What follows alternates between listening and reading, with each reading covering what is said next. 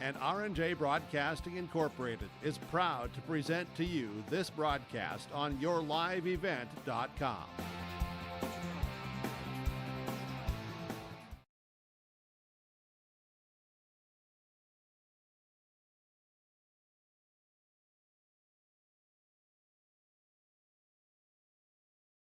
Baseball fans, and welcome into beautiful Kindred, North Dakota on a gorgeous Tuesday afternoon where we are gearing up for some District 7 baseball action here in Kindred. Tonight we will have a District 7 matchup that'll feature the visitors on the scoreboard, the Casselton 14-year-old Railcats, coming into Kindred to take on the defending district region season, region tournament, and state Class B Babe Ruth champs, the home team, the Kindred Vikings. The Kindred Vikings, once again, are playing host here in Kindred to the Casselton 14-year-old Railcats. I am pleased to be joined here this evening by Mike Bernier. Mike, how's it going tonight? It's going very well tonight, and this has been a long time coming. This group of boys, these boys that are freshmen, my son included, Samson, and the crew and the rest of the crew have been playing together for a long time, and so I'm really looking forward to tonight's ball game and getting things started this season. It's absolutely gorgeous outside, 75 degrees, a gentle breeze, and a perfect night for baseball. But what night isn't, huh, Mike? Yeah, every night's a nice night, and look at this field tonight. The hats off to the crew out here, Paul Quislin, Dan Nathan. This field looks just immaculate. It does. It looks absolutely gorgeous in pristine conditions, no doubt about that. So once again, visitors on the scoreboard are the Casselton 14-year-old Railcats. The home team will be the Kindred Vikings. We'll step away here for a couple of quick ads, and when we come back, we'll take a look at county needs you may have. Todd, our world certified public accountant, has you covered. From income tax planning, preparation, and consulting for individuals and businesses. Todd Wold CPA would like to wish the best to the teams competing and thank the coaches and players for their hard work and dedication throughout the season on and off the field, as anything can happen every night at the Diamond. For more information, go online to wold-cpa.com. That's wold-cpa.com. For trusted news, weather, and sports from your community, look to R&J Broadcasting Incorporated, KRJB, KRJM, and KKCQ Radio, and rjbroadcasting.com. Hear local voices from local radio with news and information from the area. Your information stations, KRJB, KRJM, and KKCQ Radio, and rjbroadcasting.com. Local voices from local radio. Buying, selling, or leasing commercial. All right, fans, welcome back into Kindred.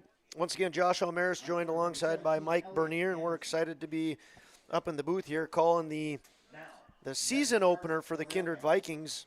This is the second night of action for the Casselton 14-year-old Railcats. They did beat Gwinner twice, so the Railcats come in to tonight with a 2-0 record, and the Vikings, again, they're kicking off their season here at home this evening.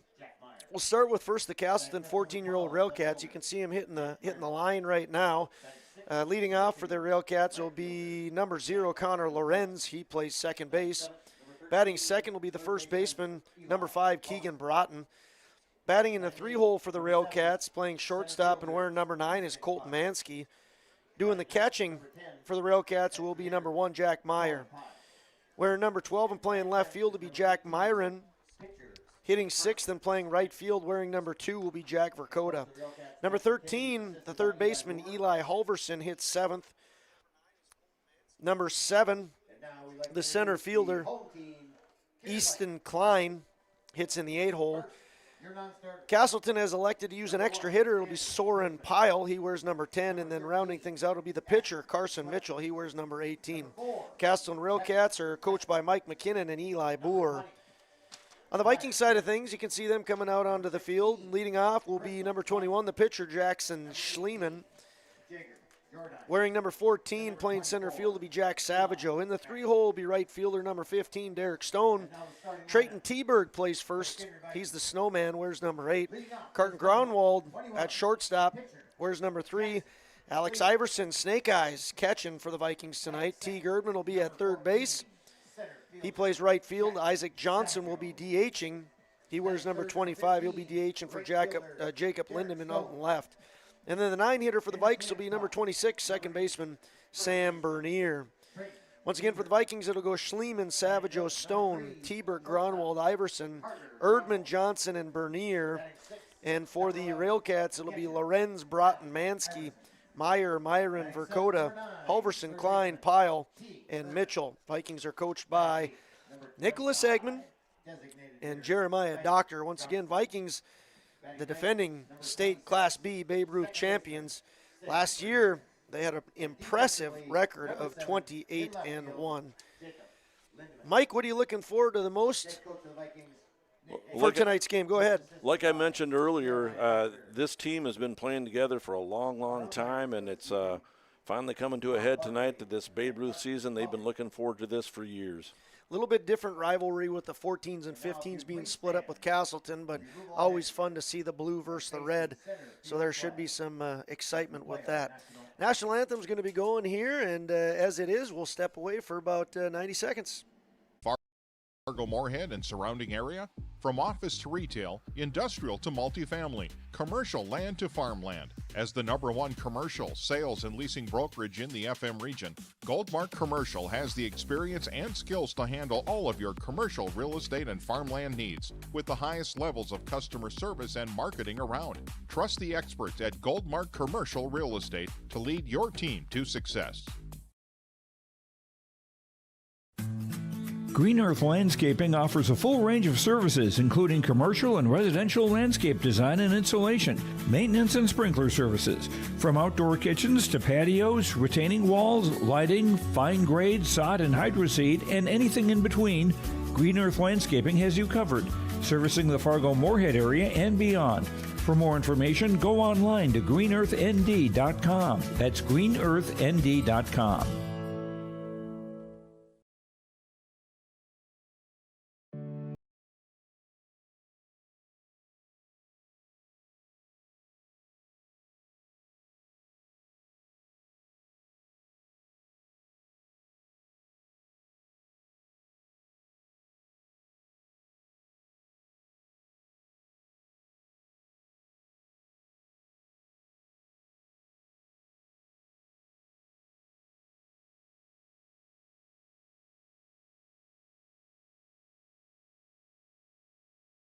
I mean, that's what it says. So. Hey, welcome back, fans. Opening warm-up pitches being tossed by the right-hander, Jackson Schliemann. Once again, Jackson Schliemann on the mound for the Vikings. His battery mate will be Alex Iverson. And once around the diamond, Trayton Teberg at first. Second base is Sam Bernier. Third base is T. Girdman. Shortstop is Carter Gronwald. And then out in the outfield left to right is Lindemann, Savageau, and Stone. Casselton will bring to the plate Connor Lorenz, Keegan Broughton, and Colton Mansky. Those are the 1, 2, 3 hitters for Casselton. Mike, it's kind of like riding a bike. It's been a while since we've been on the air doing baseball, but it's coming back okay. Yeah, it feels like it's been a long time, but it also feels like it was just yesterday. We were broadcasting games, and I couldn't wait to get out here. I've been looking forward to the season for a long time, and it's a beautiful night and beautiful ballpark. And we're getting ready to roll. I couldn't believe how fast the season went. Last year, it was like we hosted the big Shields tournament in Kindred, and our Legion team had a great run, went 6-0 and won the tournament. And then we were getting ready for those final interviews, and it was like you interviewed me, and it was like, that's right, this is it. This is all over. Right. We don't get to play on this field anymore. Yeah. Summer baseball goes fast, doesn't it?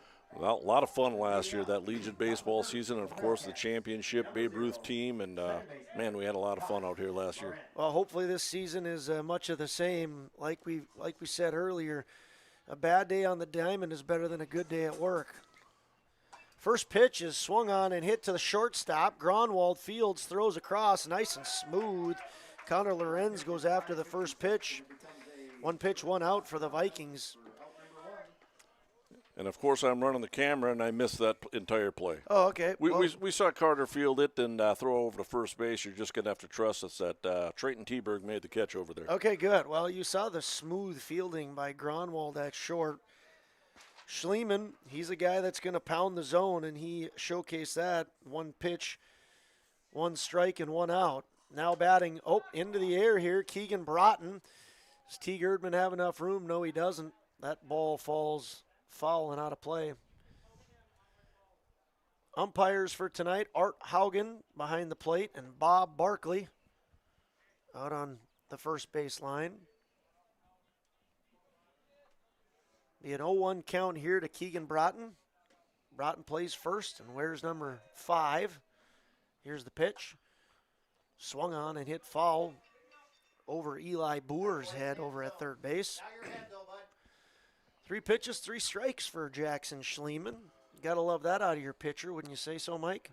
Obviously, a long-time, good, hard thrower. He throws a lot of strikes, and this whole team is full of some good pitchers, very good fielders, and I expect big things out of this team this year. Carson Mitchell is going to be pitching for the Railcats, but how soon that is yet to be determined. Schliemann kicks and fires. Give me a ball down low. 1 ball, 2 strikes. Good pitch there. Some might say Schliemann has been on fire throwing strikes, and he's off there. But on a 1-2 count, you don't want to give too good of a pitch. Schliemann kicks. Another ball to Gronwald. Going to test his abilities and see if they were for real. They were. 6-3 put out back-to-back here as Gronwald throws over to Trayton Teberg. That'll bring up the shortstop, number 9, Colton Mansky. I can safely report that I caught that play on camera, so I'm getting better. That's good. That's good. 50% of the plays, that's a pretty good batting average. Well, like I said, the bike takes a little bit of getting used to, but we'll have her down eventually. Schliemann attacking the zone. Mansky behind that one. Schliemann up in the count again, 0-1.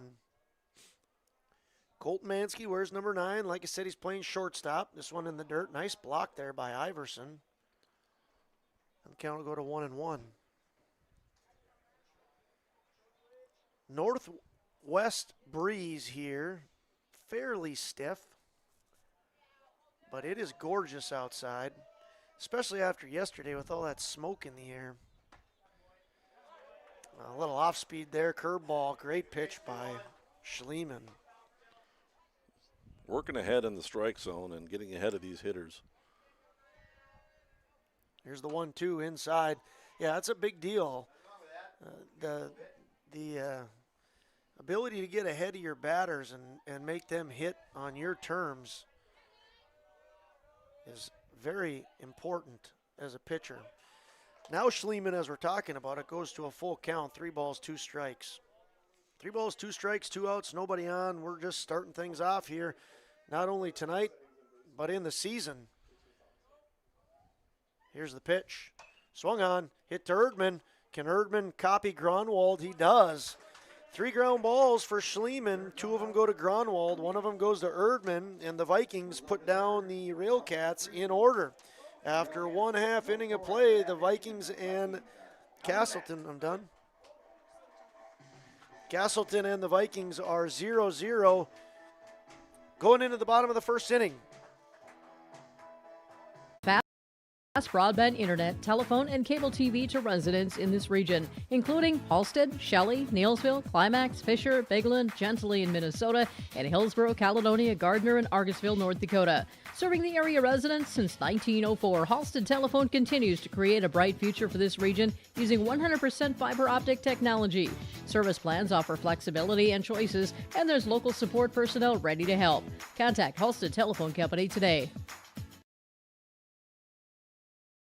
For any any accounting needs you may have, Todd, our world certified public accountant, has you covered. From income tax planning, preparation, and consulting for individuals and businesses. Todd Wold CPA would like to wish the best to the teams competing and thank the coaches and players for their hard work and dedication throughout the season on and off the field, as anything can happen every night at the Diamond. For more information, go online to wold-cpa.com. That's wold-cpa.com.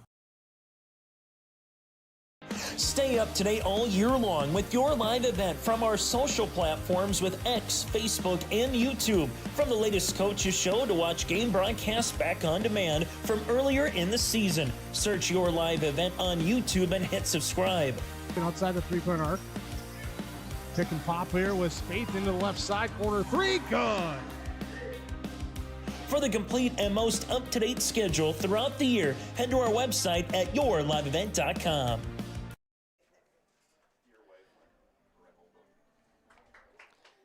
Hey fans, welcome back into Kindred. Josh Almaris alongside Mike Bernier and Wendy Bernier up here as well. Leading off for the Vikings will be Jackson Schliemann. He'll be followed by Jack Savageau and Derek Stone. On the mound for the Railcats is number 18, Carson Mitchell. His battery mate is Jack Meyer. First pitch for the Railcats is a ball. Once again, playing first is Keegan Broughton. Second is Connor Lorenz. At third, Eli Halverson. Shortstop is Colton Mansky. And in the outfield for the Railcats is Myron Klein and Dakota. That's left to right. Ground ball to the shortstop. Going to be an error against the first baseman there. Jackson Schliemann puts the ball in play. Good play there by Mansky. A ball that I think Keegan Broughton should have had. You agree, Mike? Absolutely. That's a ball that's and how that will be scored, the error will be on the first baseman, and you give the shortstop credit for an assist. Actually, so he gets a chance out of that. So his fielding percentage is 1,000 in this game. Strike across here to Jack Savageau. Jack Savageau wears number 14, plays center field, bats left-handed. Once again on the mound, Carson Mitchell. He kicks, high kick. Good jump there as a result of that big kick. Schliemann's into second on a stolen base. Josh, this Vikings team has a lot of speed up in there as well. Jackson Schliemann can run, so I'd expect a lot of stolen bases this year. Pitch was called a strike, so it's 0-2 to Savageau. See if Savageau can advance the runner on the third or drive him in. Here's a swing and a miss. He's unable to do so. Savageau strikes out. Carson Mitchell picks up his first strikeout and the first out for the Railcats. Derek Stone, right fielder, wears number 15, getting his signs from Coach Eggman. And once again, Jackson Schliemann on second base. Here's the pitch. Ball outside. Time called by Coach McKinnon. He hustles out. Everybody wants to talk. Oh, Eggy doesn't want to talk to the batter, but he does want to talk to the guy at second. Short talk there. What do you think he said, Coach Bernier?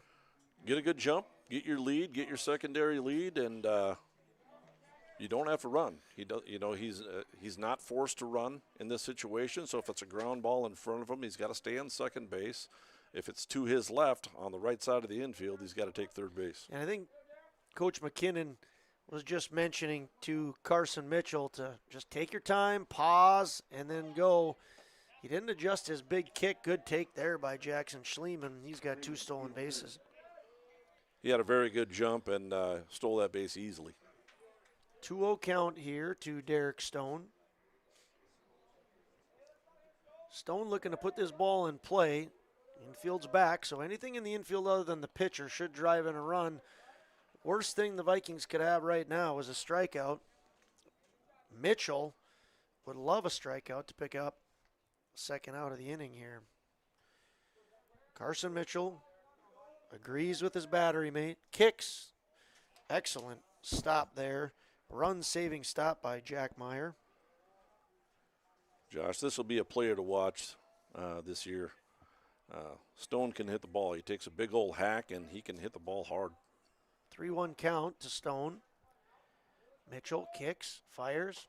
Ball 4 up high. I'll put first and third for the Vikings. Bring up Trayton Teberg, first baseman. Where's number 8? Trayton's got some serious power. Anything to the outfield would more than likely score Schliemann at third. A lot of beautiful green space out there. As you alluded to earlier, Mike, the field is looking fantastic. Yep, that would be. That is a balk. Nobody called it. Yep. Nope. Oh, now they got it called. Yep. Yep, that's a balk. I mean, the entire press box, you and I included, Josh, were like, oh, my God, that's a balk. And the umpires caught on, and they did call the balk. It was so blatant that I think it kind of took the umpires by surprise. Like, was he on the rubber? Was that, we were even ready to play baseball at that point. Yeah, so he came set, Mitchell did, and then he shifted those shoulders hard to first base, which you cannot do. And that is the reason for the balk call.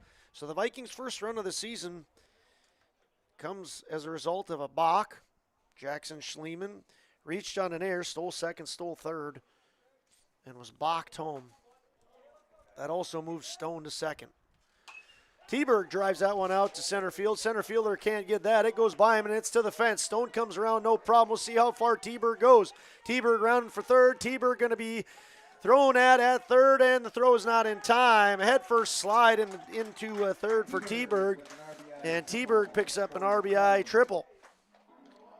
That ball was very hard hit, and Trayton again has some serious power, and he had a nice spring season, and he hit the ball at this field. He hit one off the fence in spring ball this year, and he had a nice season. He's going to be fun to watch as well. Beautiful swing, first hit of the year for the Vikings. That one went to left center, and excellent both swing, nice RBI, and a great hustle by Trayton Teberg to lead off the year with a triple. Now up is Carter Gronwald. Shortstop wears number 3. Another left-handed bat for the Vikings. This one's taken down low.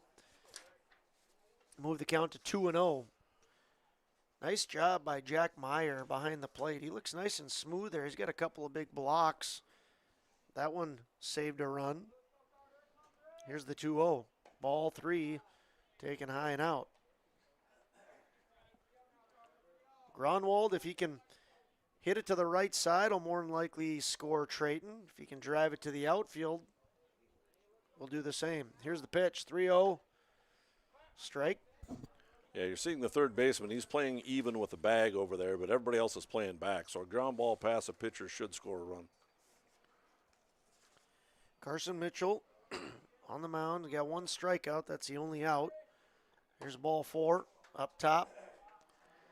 And Carter Gronwald earns the freebie. 2 walks this inning for the Vikings.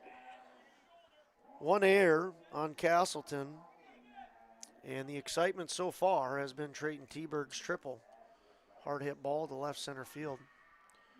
And your leadoff hitter gets a board now via a ground ball error, but he put the ball in play, and good things happen when you do that. Gronwald takes second, no throw, tipped off the glove of Meyer. And Alex Iverson has 2 ducks on the pond, as they say. See if the catcher, number 11, can pick himself up a couple of quick ribeyes. Here's the big kick. Ball's put into play. Good running by Teberg. Good cover by Mitchell, but the ball is thrown to the fence by the first baseman, and he's going to have his second error of the night. So Iverson is going to reach on the air. Going to give him an RBI. Absolutely. Put the ball in play and move the runner in. And he just reaches base on the air. Does score the other run as we have a courtesy runner. Keegan Broughton going to be charged for his second error of the inning. Nice job of moving over for Keegan, and a great job of Carson Mitchell covering, but not a good throw. And the Vikings put 2 more on the board as a result of it. That'll bring up T. Girdman. Third baseman, where's number 9?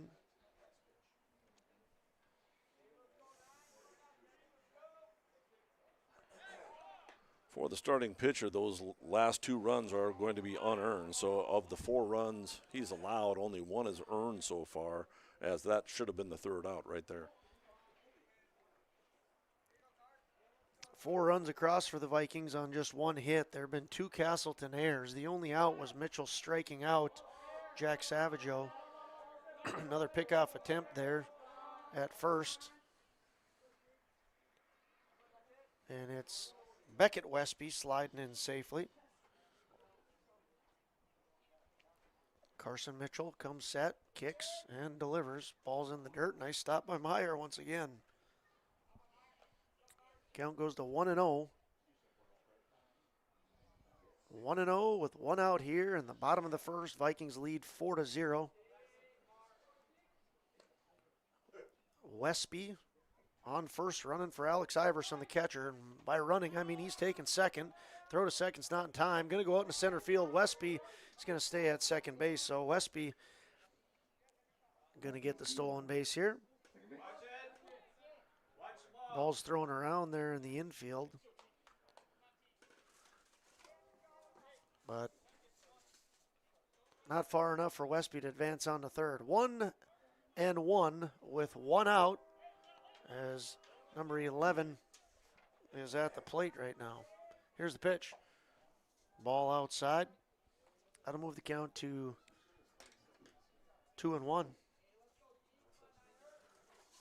4 stolen bases for the Vikings already here in the first inning. Yep, I think I missed Carter. Yep, Carter Gronwald had one there. Another ball. Count goes to 3-1. Isaac Johnson is in the on-deck circle. Sam Bernier in the hole.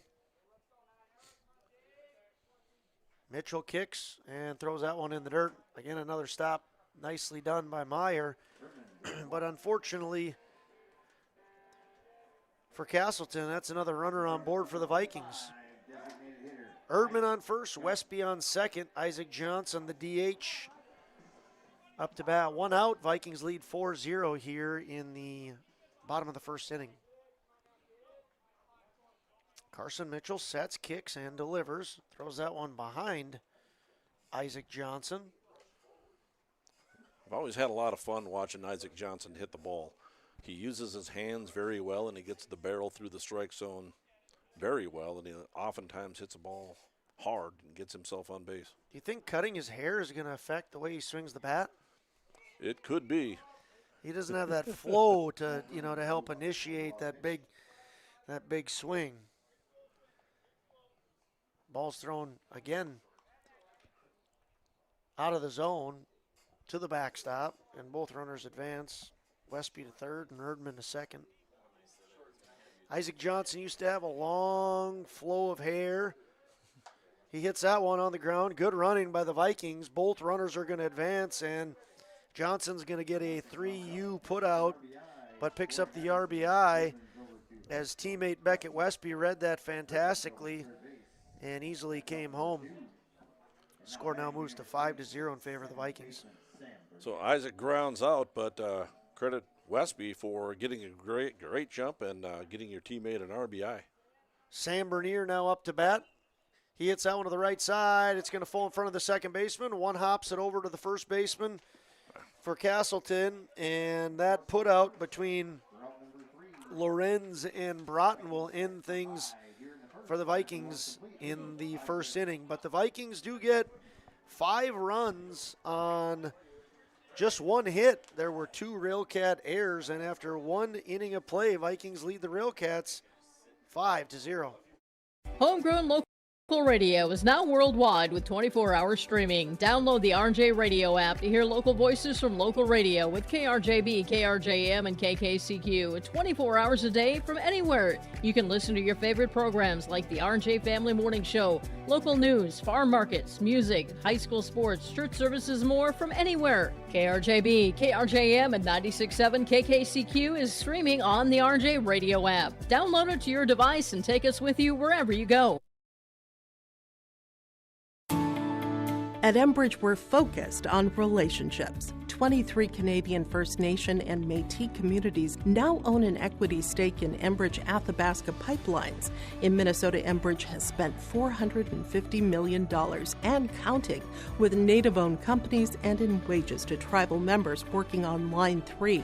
Every day brings new collaborations, partnerships, and possibilities. Learn more at Enbridge.com. Now, hey fans, welcome back into Kindred, where we are about to begin the top half of the second inning. Josh Almaris alongside Mike Bernier.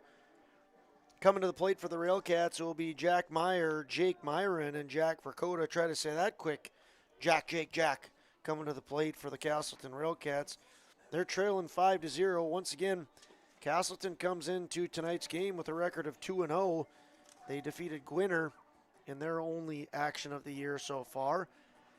Kindred Vikings, these are the first two games of their season as they kick off their tour of defending their state championship last season. Paul Quislin just announced over the airwaves of Kindred that the championship table has had its unveiling on the beautiful patio on the first base side. Strike one here for Schliemann as he continues to pump the zone. Jack Meyer, the catcher, wears number one up to bat. Here's the pitch. Popped up. Carter Gronwald going to get tested again, and he makes that catch. So Carter Gronwald, 2 assists and a putout for him over at shortstop. He's been a busy boy, Mike. Absolutely. And he's handled the ground balls very well, made the throws over to first base, as did Teague earlier in the ball game.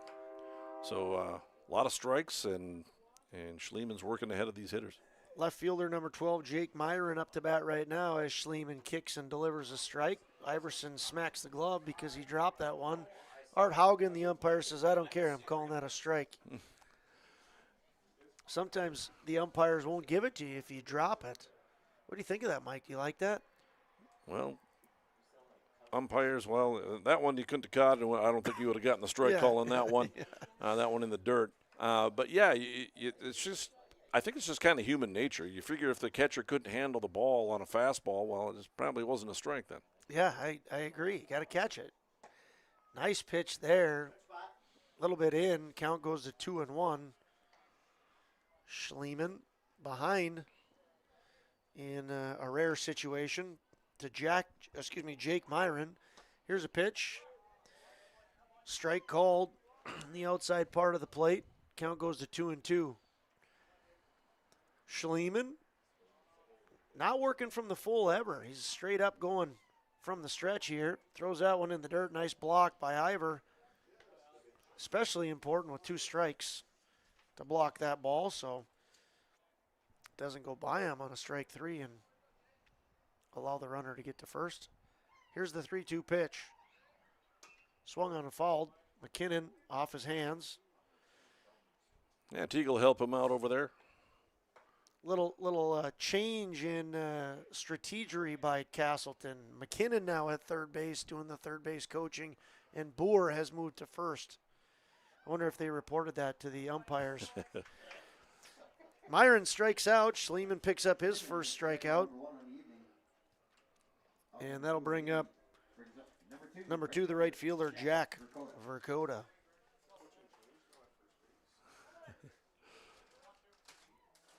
Two outs here in the top of the second.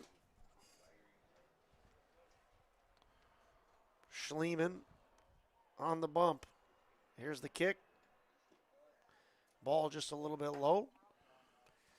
Iverson does a nice job of keeping that in front of him. What a beautiful night for some baseball.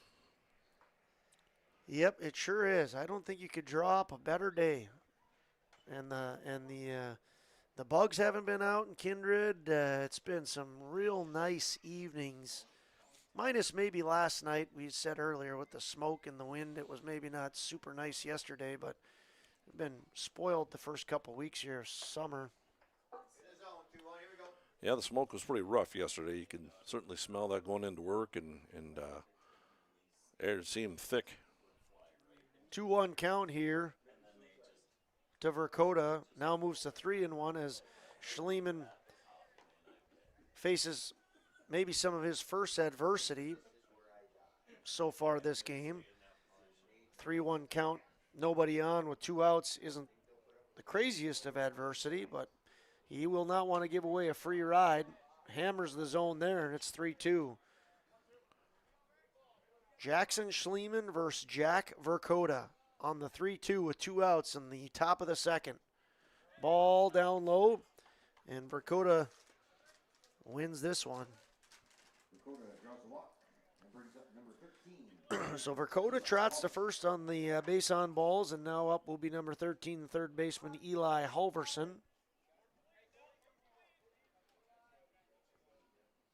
Schliemann checks Verkota and delivers. Strike called on the outside corner.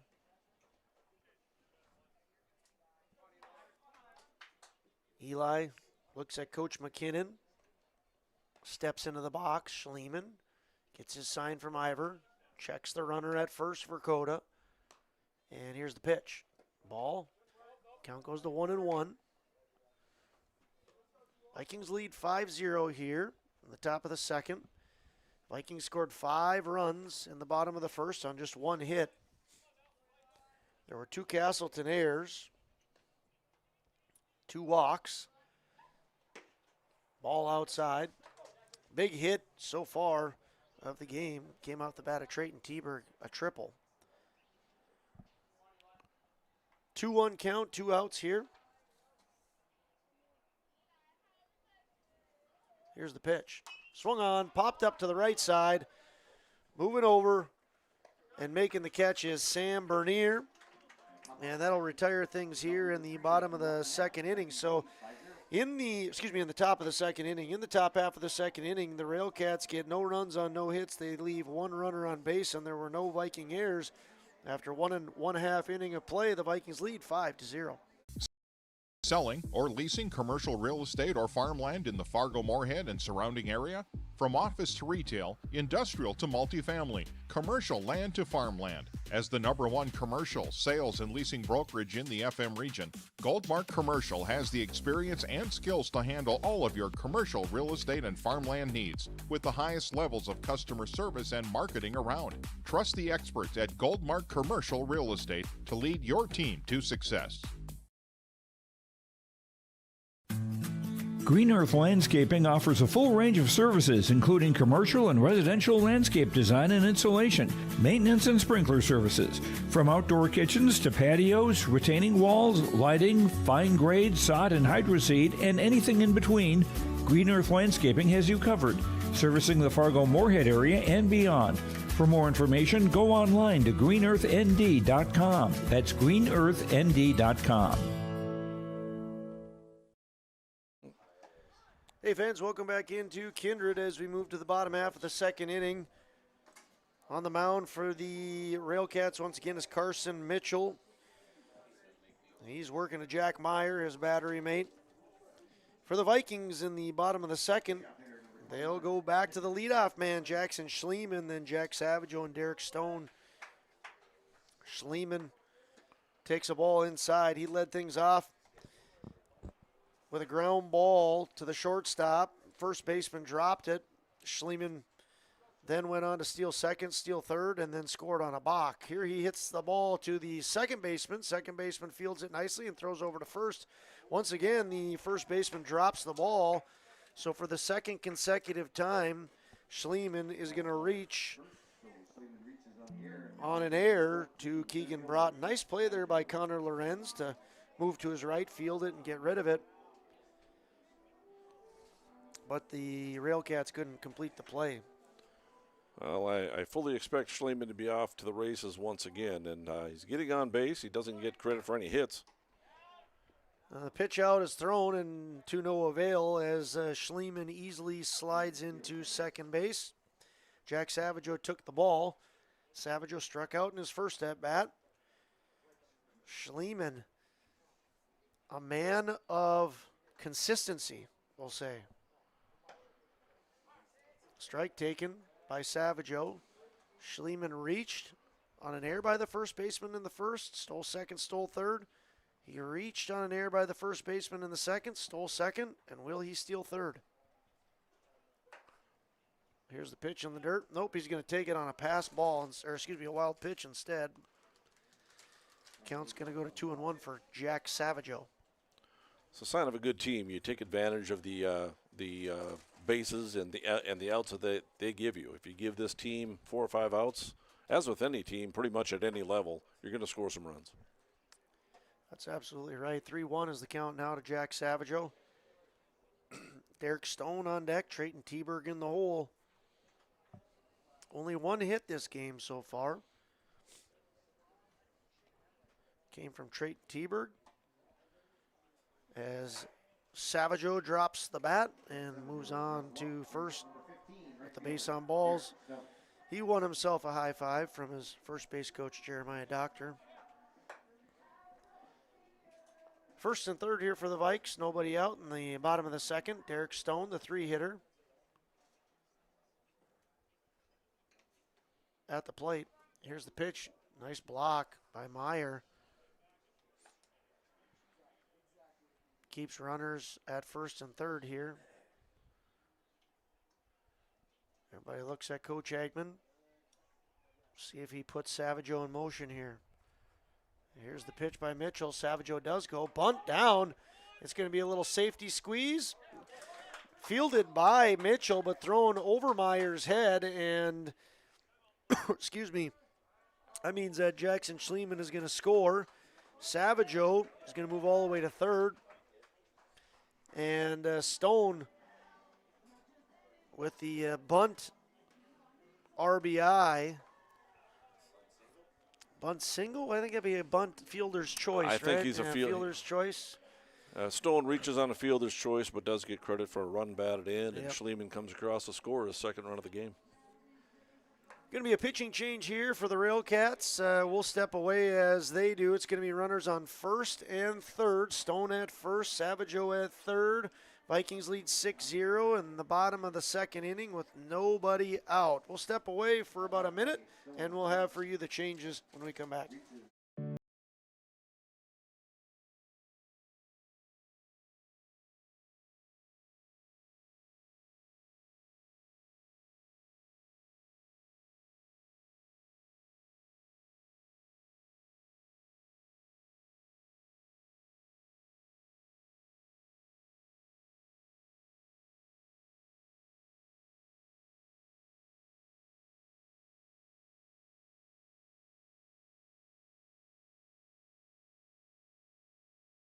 Make your stop before or after the game at the Knickerbocker in Hickson, North Dakota. Stop out throughout the week for mouth-watering lunch specials weekdays and mark Friday nights down on the calendar for prime rib, ribeye steak, or some walleye at the Knickerbocker. For more information or to find out about daily specials, give the Knickerbocker a like on Facebook by searching the Knickerbocker. Great food and good people. You can find it all at the Knickerbocker in Hickson, North Dakota. For any accounting needs you may have, Todd Our World Certified Public Accountant has you covered. From income tax planning, preparation, and consulting for individuals and businesses. Todd Wold CPA would like to wish the best to the teams competing and thank the coaches and players for their hard work and dedication throughout the season on and off the field, as anything can happen every night at the Diamond. For more information, go online to wold-cpa.com. That's wold-cpa.com. Hey fans, welcome back in. We have those changes for you in just a second. Runners taking second base. Throw's going to go and be cut off by the second baseman. 2 pitches, you just saw the second, have now come off the arm of Connor Lorenz. Count goes to 2-0 on those 2 pitches. Batting is Trayton Teberg. He has a big triple earlier in the game, takes a ball high, and it's going to be 3-0. Defensive changes for the Railcats. Sees Connor Lorenz on the mound. He walks Teberg there, 4 pitches. Eli Halverson was at third. He moved over to second. And Carson Mitchell was on the mound. He's at third. So Mitchell at third, Halverson at second, and Lorenz on the bump. Bases are juiced as Stone stole second. And Trayton worked a 4-pitch walk. Another ball there by Lorenz. As Carter Gronwald is up to bat. He walked, stole a base, and scored in the first. So the official scoring was changed. We're going to give Stone an infield bunt single and a run batted in. And the Vikings now have 2 hits. Good correction there, Mike. Strike across here for Lorenz. 2 balls and 1 strike to Carter Gronwald. Lorenz sets, kicks, and delivers. There's a base hit out in the right field by Carter Gronwald. Runner going to go all the way to third. 2 runs are going to be in for the Vikings. Jack Savageau easily scores from third. Stone comes around from second, and Trayton Teberg hustles on over to third. So you got a 2. Did I miss something there? Yeah, they threw down to second base to try to get Grunwald going down to second base, and it went out into center field. So Teberg is going to score on the error, on the throwing error by the catcher. So a 2 RBI single there for Gronwald, scoring Savageau and Stone. Trayton hustled over to third, but because they threw down to second, as Carter Gronwald with a heads up taking of second base, Trayton Teberg comes in on the air. That'll bring up Alex Iverson. Iverson has an RBI in the first. He scored a run. Technically, Beckett Westby was in for him, courtesy running. Iverson slashes that one foul. There was a lot of back and forth on that last play, so I was kind of swaying back and forth with the camera trying to catch everybody going down to the different bases, but I'm not sure I caught it all. It was like a tall plant of grass in the wind swaying back and forth, right? It wasn't herky-jerky like a roller coaster. There's a ball upstairs. Count goes to 2-1 to Alex Iverson. Once again, Lorenz on the bump for the Railcats. He just came in here. This ball is hit high up in the sky. Left fielder and third baseman converge, but neither one is able to make the play. Good hustle by Myron and Mitchell. But the ball falls harmlessly to the ground, and the count goes to 2-2.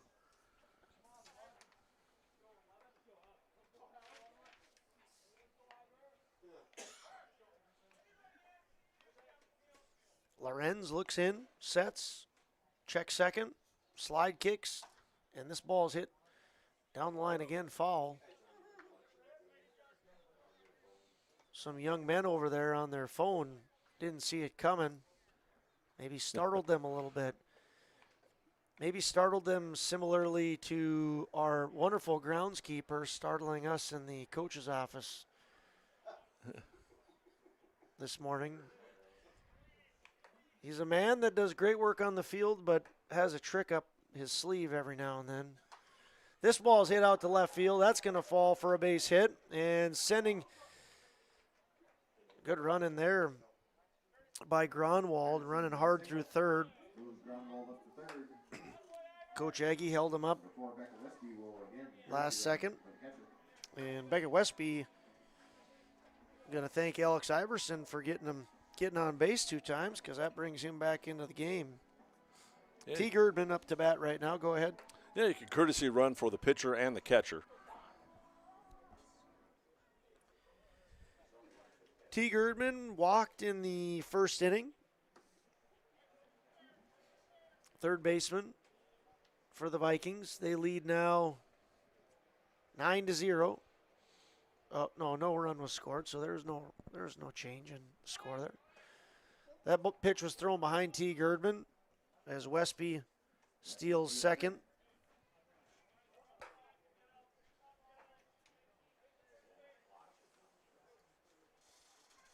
Guys on second and third. 1-0. Herdman swings and misses. Isaac Johnson, the designated hitter, is on deck right now. Here's a ball hit out in right field. That should drive in a run. If not 2, it's going to drive in at least 1 as it goes by the right fielder. 2 runs going to come across. T going to settle into first base with a 2 RBI single. Gronwald scores. Iverson scores. And Teague punches that out to right field nicely. Good hit there by Teague Erdman, extending the Viking lead to 11-0. 5 hits now for the Vikings. And just like that, we already got Isaac Johnson up to bat. He takes a ball. I couldn't even get all that written in before the next pitch was thrown. Ball 2 upstairs as Lorenz falls behind 2-0 to Isaac Johnson. Isaac Johnson earned an RBI in his last at-bat, hit it to the right side. This one he's going to put right to the shortstop. 6, 4, 3. Nice double play there by Casselton. That's just what the doctor ordered if you are a Railcat fan. So Erdman retired, and then Johnson retired on the 6-4-3 double play. Colton Mansky on to Eli Halverson, and then to Keegan Broughton for the twin killer. Beautiful double play there. It was kind of a tailor-made double play, but they turned it nicely. Casselton had Johnson positioned perfectly as it was right to the shortstop, who was about 5 steps away from the base. Nice easy flip onto his compadre, and a good throw across. Once again, that was Mansky on to Halverson, and then to Broughton. So Vikings lead 11-0, bottom of the second, 2-1 count, 2 outs. Sam Bernier takes strike 2. It's going to be 2-2 with 2 outs here in the bottom of the second. Bernier grounded out to the second baseman in the first. Here he pops one up to the left side. Mitchell heads on over, and he makes the catch. So Carson Mitchell over at third base makes the final catch of the inning, and that'll retire the Vikings. But the Vikings pick up 6 more runs in the bottom of the second, 4 hits, and there was another Casselton error. Nobody left on base, and after 2 complete, Vikings lead 11-0. For trusted news, weather, and sports from your community, look to R&J Broadcasting Incorporated, KRJB, KRJM, and KKCQ Radio, and rjbroadcasting.com. Hear local voices from local radio with news and information from the area. Your information stations, KRJB, KRJM, and KKCQ Radio, and rjbroadcasting.com. Local voices from local radio. Buying, selling, or leasing commercial real estate or farmland in the Fargo-Moorhead and surrounding area? From office to retail, industrial to multifamily, commercial land to farmland. As the #1 commercial sales and leasing brokerage in the FM region, Goldmark Commercial has the experience and skills to handle all of your commercial real estate and farmland needs with the highest levels of customer service and marketing around. Trust the experts at Goldmark Commercial Real Estate to lead your team to success. Hey fans, welcome back into Kindred. Josh Omeris alongside Mike Bernier. Vikings lead 11-0. Looks like we have the score absolutely wrong on there. We might have to fix that. So yeah, let's do the old switcheroo on there, see if that works. So we did have it right originally, and then we switched it last second on the scorebot. But that means we at least have viewers because they're telling us what's going on there. It comes from someone who tells me I'm wrong a time or two in my life. You know who that would be, Mike? Let me guess. Let's see here. Second grade teacher? No, Okay. no. Fantastic lady, though. Just like the other lady that texted me. Well, thanks for watching, Samantha Marie. That's very nice of you to be tuning in and letting us know in a kind fashion what we've got going on up here in the booth. Yeah, another person that's really good at telling me I do things wrong is Dan Nathan. He's sitting right next to me, so I get to hear it the whole game. Easton Klein, the center fielder, is up to bat. He'll be followed by Soren Pyle and Carson Mitchell. Schliemann throws that one low. It's going to move the count to 3-1. Well, Wendy's up here taking the blame, but I think it was you and I, Josh, that said, let's try switching it and see what happens. And so we did it. We switched it and then never looked at it again. And if we're throwing shade, I don't think there's 2 outs in the top of the third right now, but the scoreboard does read 2 outs in the top of the third. Yeah. Walk drawn by Klein there. That's the thing about baseball, and certainly summertime baseball, is it's a humbling adventure, isn't it, Mike? Yeah, there's so many ways to make a mistake up here, and we can misspeak and say the wrong thing at any given time, and we often do. But in the game of baseball itself, it's a humbling thing. We talk a lot about the fact that some of the best hitters fail 7 times out of 10. It's a game of mistakes. Learning how to deal with those. That's why it makes it one of the best games out there. Wouldn't you agree, Mike? Yeah, I've heard it described as a failing game. You fail way more times than you succeed, but that's what makes it so much more enjoyable when you get that base hit and you feel the give of the baseball and drive it out to the outfield. What a great pitch there by Jackson Schliemann. A curveball that caught Soren Pyle window shopping and earned the first out of the top of the third inning. Schliemann with his second strikeout. And that'll bring up Carson Mitchell, the now third baseman. Mitchell has Klein on first. Schliemann throws a strike on the outside corner. It's 0-1 with 1 out here in the top of the third. Press box having way too much fun up here. A lot of laughs, as it always is every season. Swing and a miss there by Mitchell. Healthy hack. Comes up empty. It's 0-2. Schliemann continues to do a very nice job in the opening game here for the Vikings. Here's the pitch. Just a little bit low, but a very good pitch there by Schliemann. Don't want to throw anything too good there when you're up 0-2 in the count. Nice take there by Carson Mitchell, though. This count goes to 1-2. Schliemann with the pitch. Down low. Oh! Carson Mitchell didn't agree with that pitch, and I think I probably would side with Carson on that one. It looked a little bit down from up here, but the umpire's a little bit closer than I am, so I'll take his word for it. It was a curveball down low. And Carson Mitchell strikes out. It's going to be the second out for the Vikings. Schliemann's third K of the evening. That ball is a ball.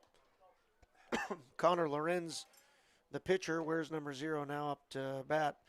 He's a leadoff man. He grounded out to Carter Gronwald to lead things off in the game. 1 pitch, 1 out is how it started. Lorenz takes a strike there. It's 1-1.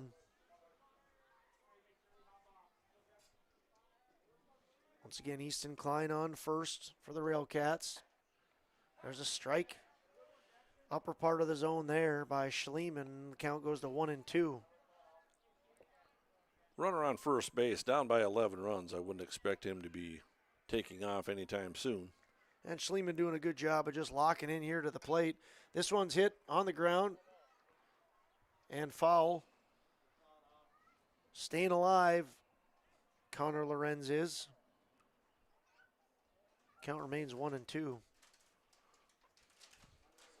If you're looking for more baseball action tomorrow night, Mike, you'll be on the air. I'm still TBD as the B Legion team takes on Post 400. We'll have it here on your live event. We'll talk more about that later as Connor Lorenz swings and misses. Schliemann strikes out the side in the top of the third. And in the top of the third, the Railcats get no runs on no hits. There were no Viking errors and 1 Railcat left on base. After 2.5 innings, the Vikings lead the Railcats 11-0. Green Earth Landscaping offers a full range of services, including commercial and residential landscape design and installation, maintenance and sprinkler services. From outdoor kitchens to patios, retaining walls, lighting, fine grade, sod and hydroseed, and anything in between, Green Earth Landscaping has you covered. servicing the Fargo-Moorhead area and beyond. For more information, go online to greenearthnd.com. That's greenearthnd.com.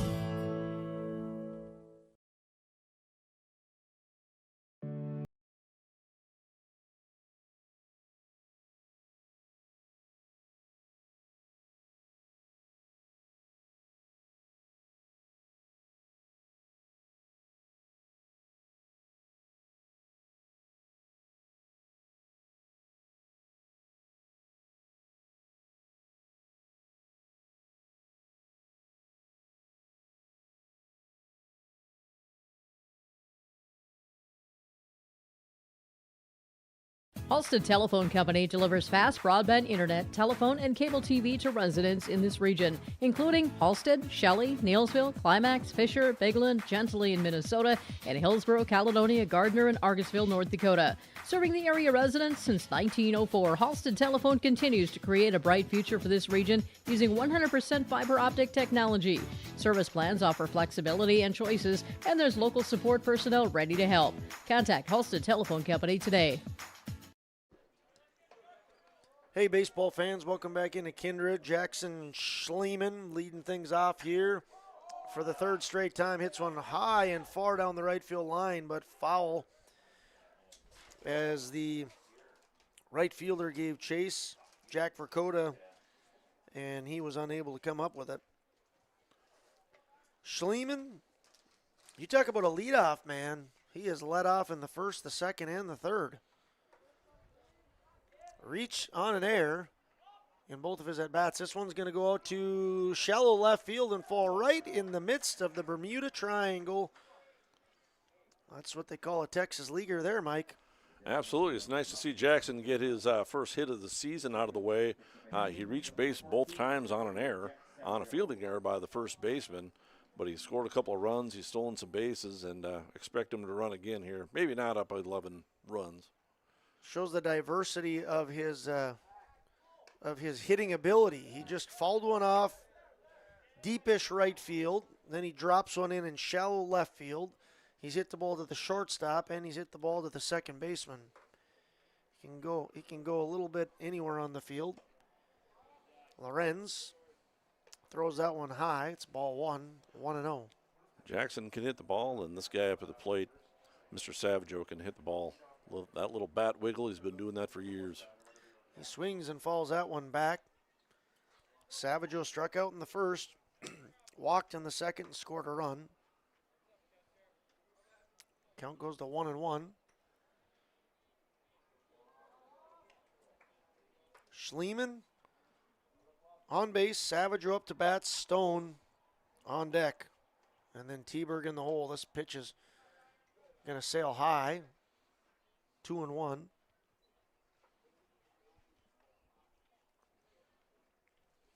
(11-0) here. Season opener and home opener for the Kindred Vikings. Swing and a miss there by Savageau. That's strike two, going to go to 2-2. Railcats, they have a doubleheader under their belt already. They're 2-0 as they defeated Gwinner in District 7 action. Here's the pitch. Ball taken up high. Count goes to 3-2.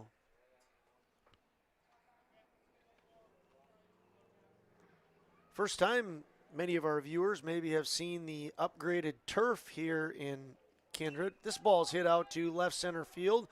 Left fielder has a beat on it and makes the catch as Savageau is retired by Jake Myron. That's out number one. And that'll bring up Derek Stone. Stone is officially 1 for 1 with 2 runs and an RBI. He has a stolen base as well. And a runner on first. Here he takes the ball. He's talking about the upgrades, home plate, the walkways, and most of the baselines have been turfed here in Kindred. They look very nice, wouldn't you say, Mike? Yes, and it's absolutely fabulous, and a lot less work, a lot less raking, and we just got to brush those beads into the turf a little bit, and by us I mean Dan Nathan. He's got a pretty cush life now here in Kindred. He doesn't even have to stripe things. Or maybe you do have to stripe that every time and just does a fantastic job. It's very straight. It's very straight. Yeah, and he's even added the runner's box this year. That's a nice touch. Stone with a mammoth swing there, but unable to connect. Count goes to 1-2. Derek does not get cheated. He takes a big old hack. Swing violently. Yeah, swing hard, you might hit it. That's right. 2-2 here now, the count. One out in the bottom of the third. Lorenz on the mound. Connor Lorenz, the second pitcher here for the Railcats. Carson Mitchell pitched 1 inning, but he pitched into the second. He came out of the game after Stone bunted. That is swung on and missed. Stone going to get struck out. Lorenz's first strikeout. And it's out number 2 here in the bottom of the third. It'll bring up Trayton Teberg. Teberg had an RBI triple and a run in the first. He walked and scored in the second. See what he can do here in the third. That's a balk. Yep. So Lorenz box. Schliemann over to second. He did the quick spin but didn't finish the act.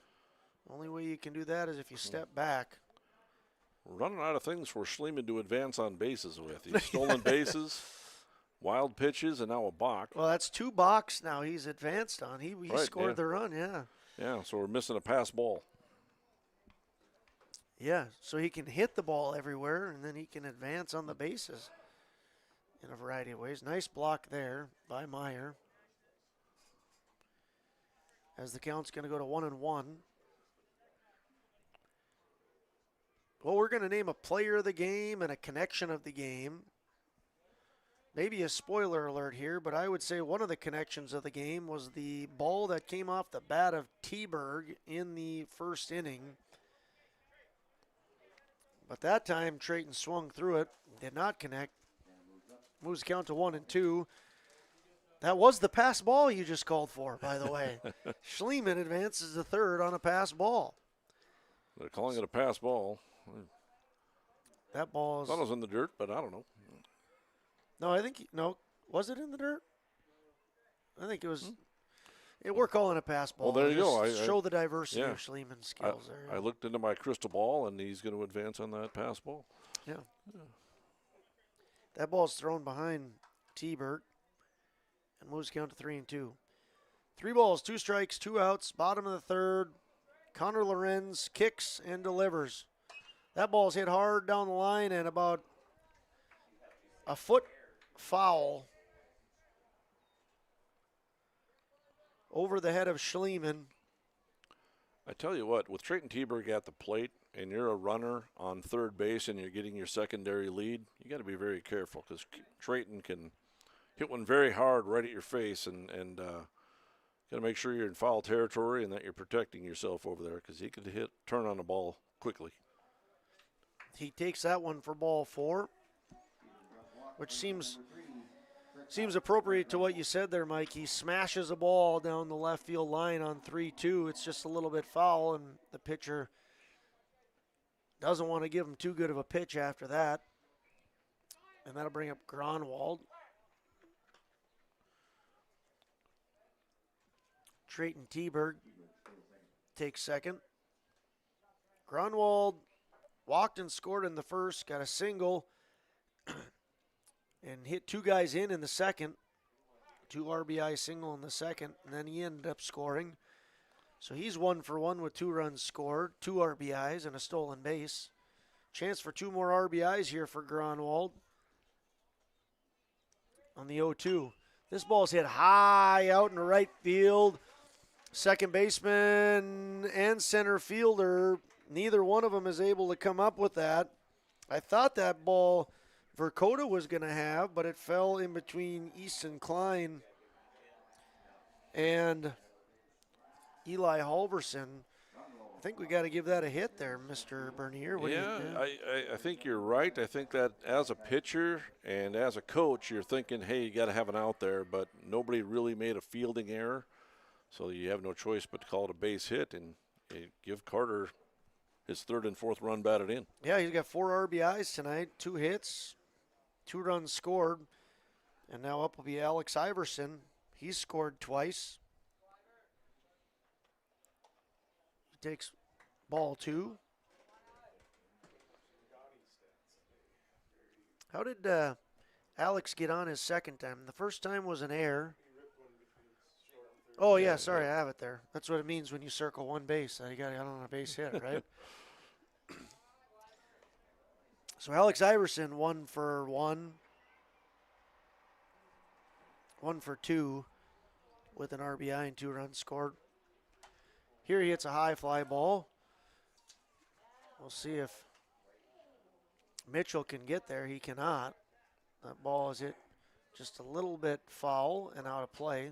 A lot foul, a little bit out of play. Alex Iverson bats with 2 outs and a 3-1 count. On deck is T. Girdman and then Isaac Johnson. Lorenz delivers. Ball 4 in the dirt. And Iverson reaches for the 3rd time. Gronwald to go over to second base. And here comes number 9, T. Girdman. And you got Beckett Westby running again. So Beckett getting a chance to get out of the dugout and doing that courtesy running for the catcher. You always love when your teammate gets on and does good things, but it's especially more lovable when you're the courtesy runner that gets to run for the guy that gets on every time.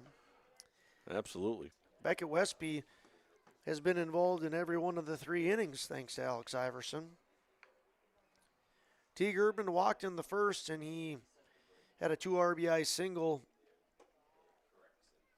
in the second. 1-1 count here to Erdman. Vikings up 13-0. Here's the 1-1. Fouled back. Count will go to 1-2 here for Erdman. 2 outs in the 3rd here. See if Connor Lorenz can pick up that 3rd out, or if the Vikings keep the line moving. Westby on first, Gronwald on second. Lorenz kicks and delivers. Ball upstairs. Count's going to go to 2-2. Old Deuce is on the board. 2-2 with 2 outs. Lorenz working quick. Here's the pitch. Just a little bit up. And that'll bring the count full. 3-2, 2 outs. Lorenz. Here's the pitch. Swung on, hit out to right field. That's going to fall down. At least 1 run's going to score. We'll see if 2 come across. Erdman going to dig for second base here, and round comes Westby. 2 runs will score.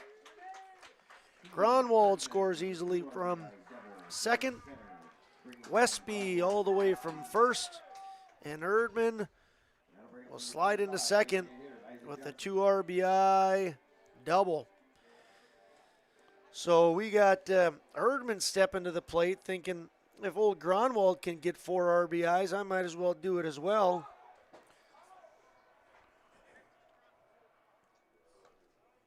And he does. That'll complete things here, Mike. 15-run rule after 3 innings. Wow. So we'll call that a walk-off 2 RBI double by T. Girdman. And a no-hitter. Schliemann. We'll take a quick look at all these stats in just a little bit, but that'll do things here in game number 1. Quick game, 59 minutes, Mike. Absolutely. 59-minute affair here as the Vikings are victorious. They defeat Casselton 14-year-olds by a score of 15-0. We're going to step away for a little bit. When we come back, we'll take a look at the game, and we'll get some interviews as well. We'll see you back in about 2 minutes.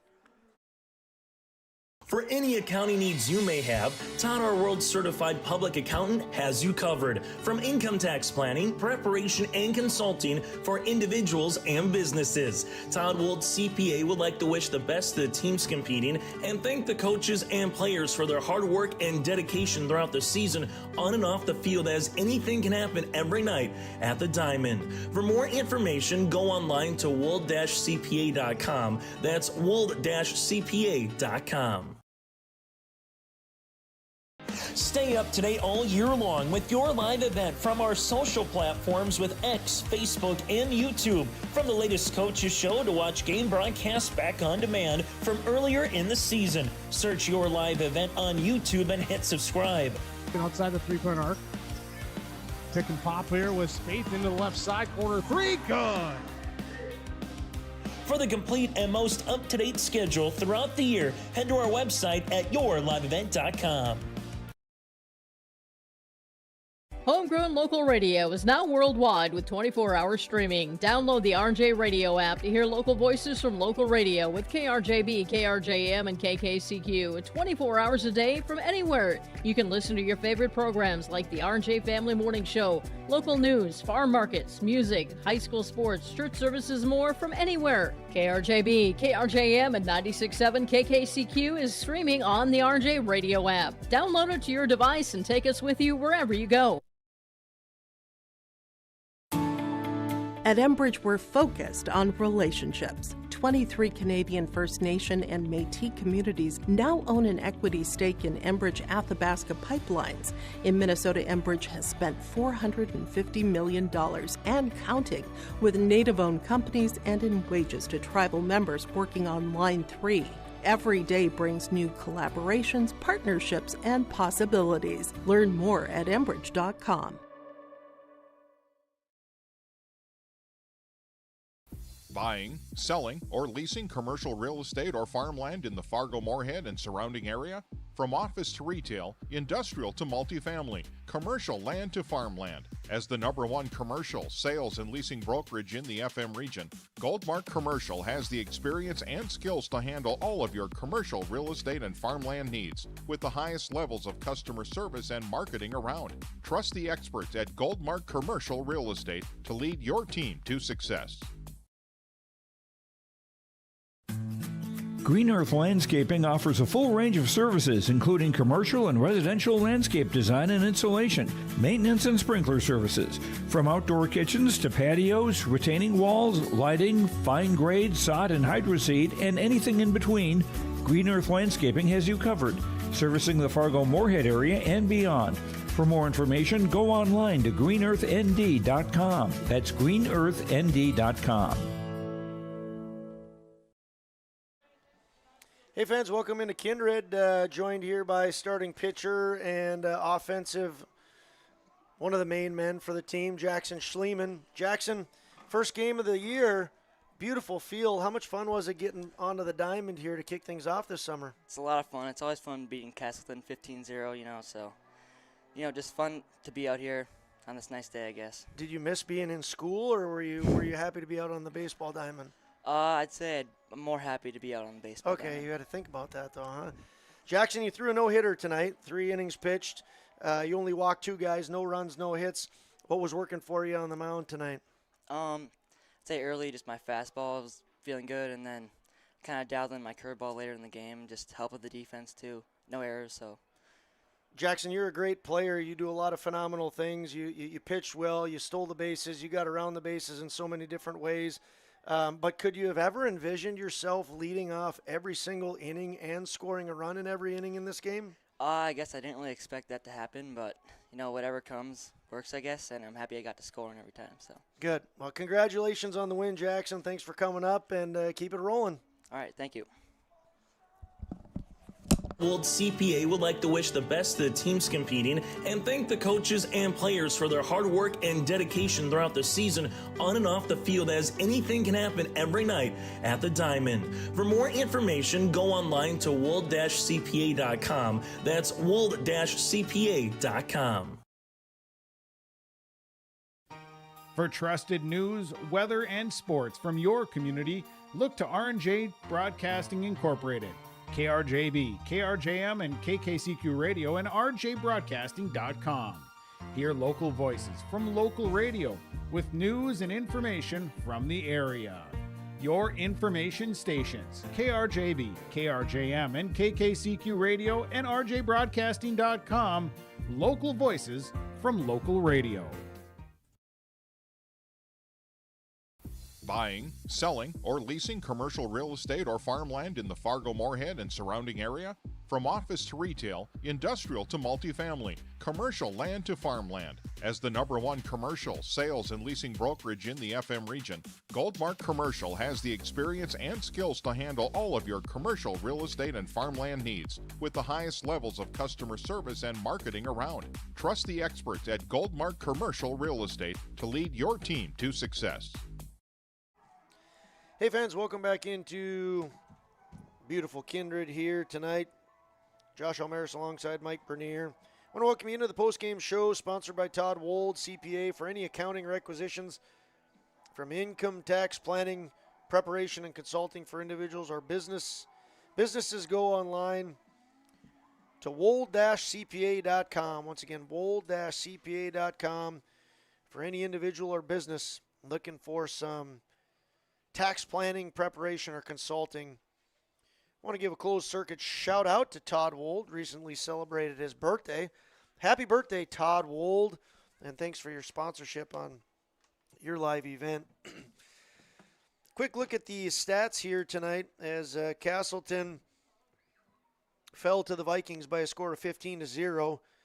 On the Casselton side of things, only 2 runners reached base. It was Dakota and Klein who both reached via a walk, which means that Jackson Schliemann on the mound for the Vikings had an impressive start to the season. 3 innings pitched, 0 hits, 0 runs.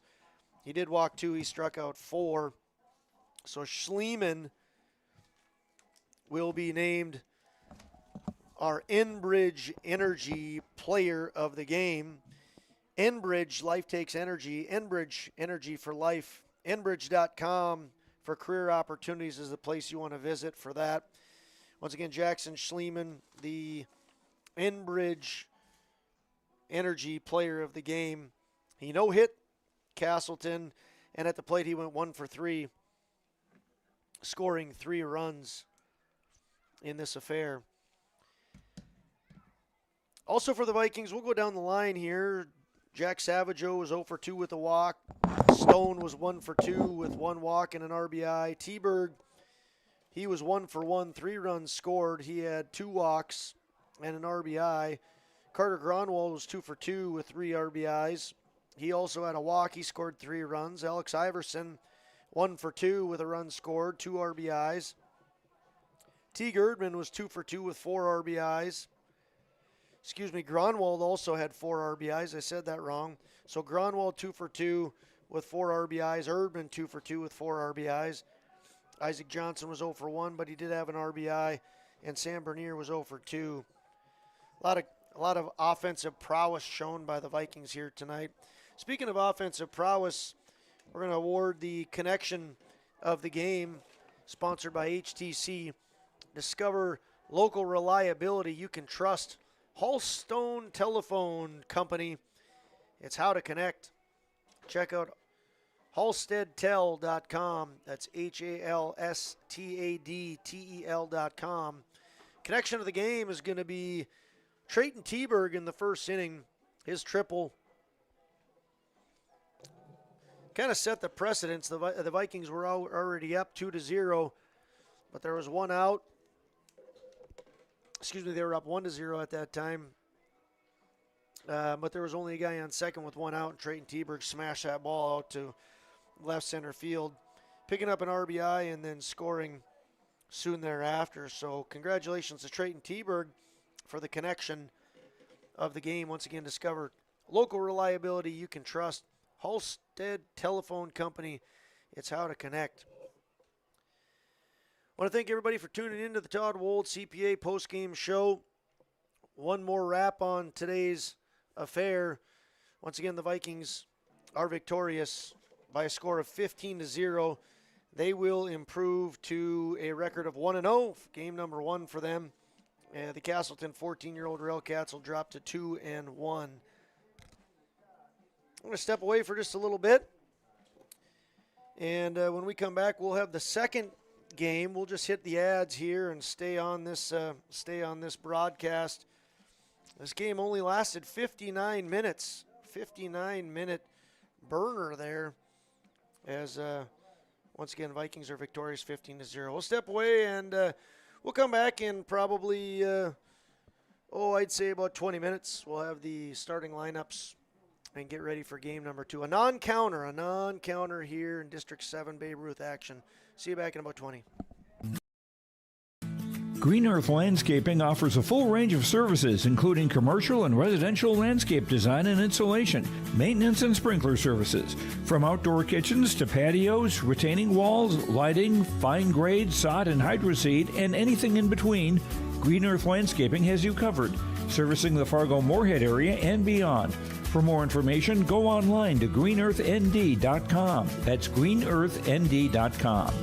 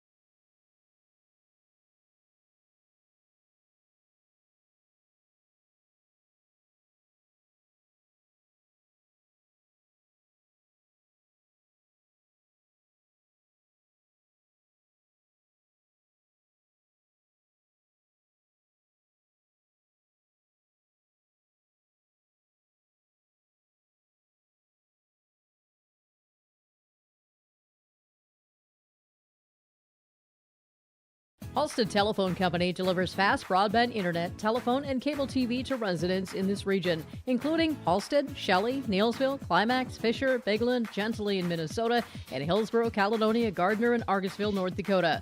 Serving the area residents since 1904, Halstead Telephone continues to create a bright future for this region using 100% fiber optic technology.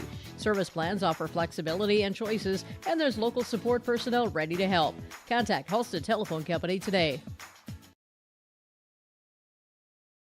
For any accounting needs you may have, Todd, our world certified public accountant, has you covered. From income tax planning, preparation, and consulting for individuals and businesses. Todd Wold CPA would like to wish the best to the teams competing and thank the coaches and players for their hard work and dedication throughout the season on and off the field, as anything can happen every night at the Diamond. For more information, go online to wold-cpa.com. That's wold-cpa.com. Stay up to date all year long with your live event from our social platforms with X, Facebook, and YouTube. From the latest coaches show to watch game broadcasts back on demand from earlier in the season. Search your live event on YouTube and hit subscribe. Outside the three-point arc. Pick and pop here with Spaeth into the left side corner. Three, good. For the complete and most up-to-date schedule throughout the year, head to our website at yourliveevent.com. Homegrown local radio is now worldwide with 24-hour streaming. Download the RJ Radio app to hear local voices from local radio with KRJB, KRJM, and KKCQ 24 hours a day from anywhere. You can listen to your favorite programs like the RJ Family Morning Show, local news, farm markets, music, high school sports, church services, more from anywhere. KRJB, KRJM, and 96.7 KKCQ is streaming on the RJ Radio app. Download it to your device and take us with you wherever you go. At Enbridge, we're focused on relationships. 23 Canadian First Nation and Métis communities now own an equity stake in Enbridge Athabasca Pipelines. In Minnesota, Enbridge has spent $450 million and counting, with Native-owned companies and in wages to tribal members working on Line 3. Every day brings new collaborations, partnerships, and possibilities. Learn more at Enbridge.com. Buying, selling, or leasing commercial real estate or farmland in the Fargo-Moorhead and surrounding area? From office to retail, industrial to multifamily, commercial land to farmland. As the #1 commercial sales and leasing brokerage in the FM region, Goldmark Commercial has the experience and skills to handle all of your commercial real estate and farmland needs with the highest levels of customer service and marketing around. Trust the experts at Goldmark Commercial Real Estate to lead your team to success. Green Earth Landscaping offers a full range of services, including commercial and residential landscape design and installation, maintenance and sprinkler services. From outdoor kitchens to patios, retaining walls, lighting, fine grade, sod and hydroseed, and anything in between, Green Earth Landscaping has you covered, servicing the Fargo-Moorhead area and beyond. For more information, go online to greenearthnd.com. That's greenearthnd.com.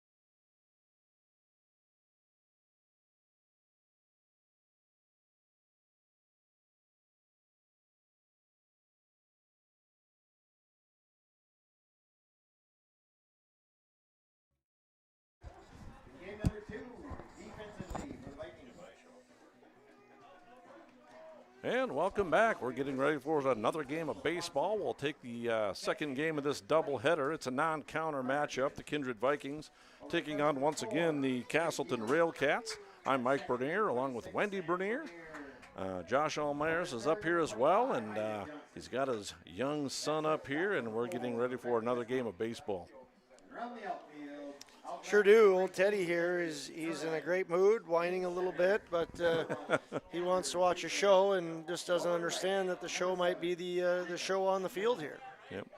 We'll quickly go through your lineups. We're getting ready to roll here. The Casselton Railcats will lead off with the second baseman, number 0, Connor Lorenz. Batting second will be the pitcher, number 5, Keegan Broughton. Batting third and playing at shortstop, number 9, Colton Mansky. Batting cleanup and playing at first base, number 1, Jack Meyer. Batting fifth and playing in left field, number 12, Jake Myron. Batting sixth and the extra hitter is number 2, Jake Dakota. And batting seventh and playing in right field, number 17, Elliot Anderson. Batting eighth is the catcher, Eli Halverson. He's number 13. And batting ninth is Easton Klein. He's out in the outfield. In center field, he wears number 7. And batting 10th will be Soren Pyle, the third baseman. He wears number 10. So it'll be Lorenz, Broughton, Mansky, Meyer, Myron, Dakota, Anderson, Halverson, Klein, and Pyle. Battery for the Vikings on the mound for the second game of this doubleheader. Number 16, Bristol Swanson takes the hill. His battery mate, Briar Gibbon, getting his first Babe Ruth action of the year. And Bristol Swanson kicks and fires. Fastball down low, ball 1.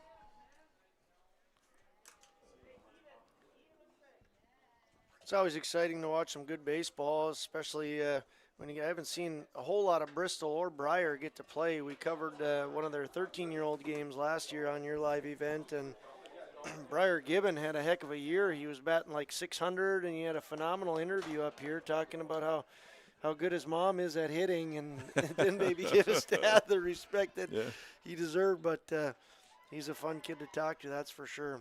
And kind of got that catcher mentality behind the plate. Tough-nosed kid. It's a 3-0 count, and beautiful night, beautiful ballpark. The field looks just immaculate, like we mentioned earlier. And what a great service this is, yourliveevent.com, letting you bring us these games live streamed as Bristol Swanson throws a walk, and Lorenz is aboard after the walk. Yeah, Bristol 4-pitch walk there. He's got to get himself comfortable, but he's a competitive kid. Great pole vaulter on the track squad. And like I said, super competitive.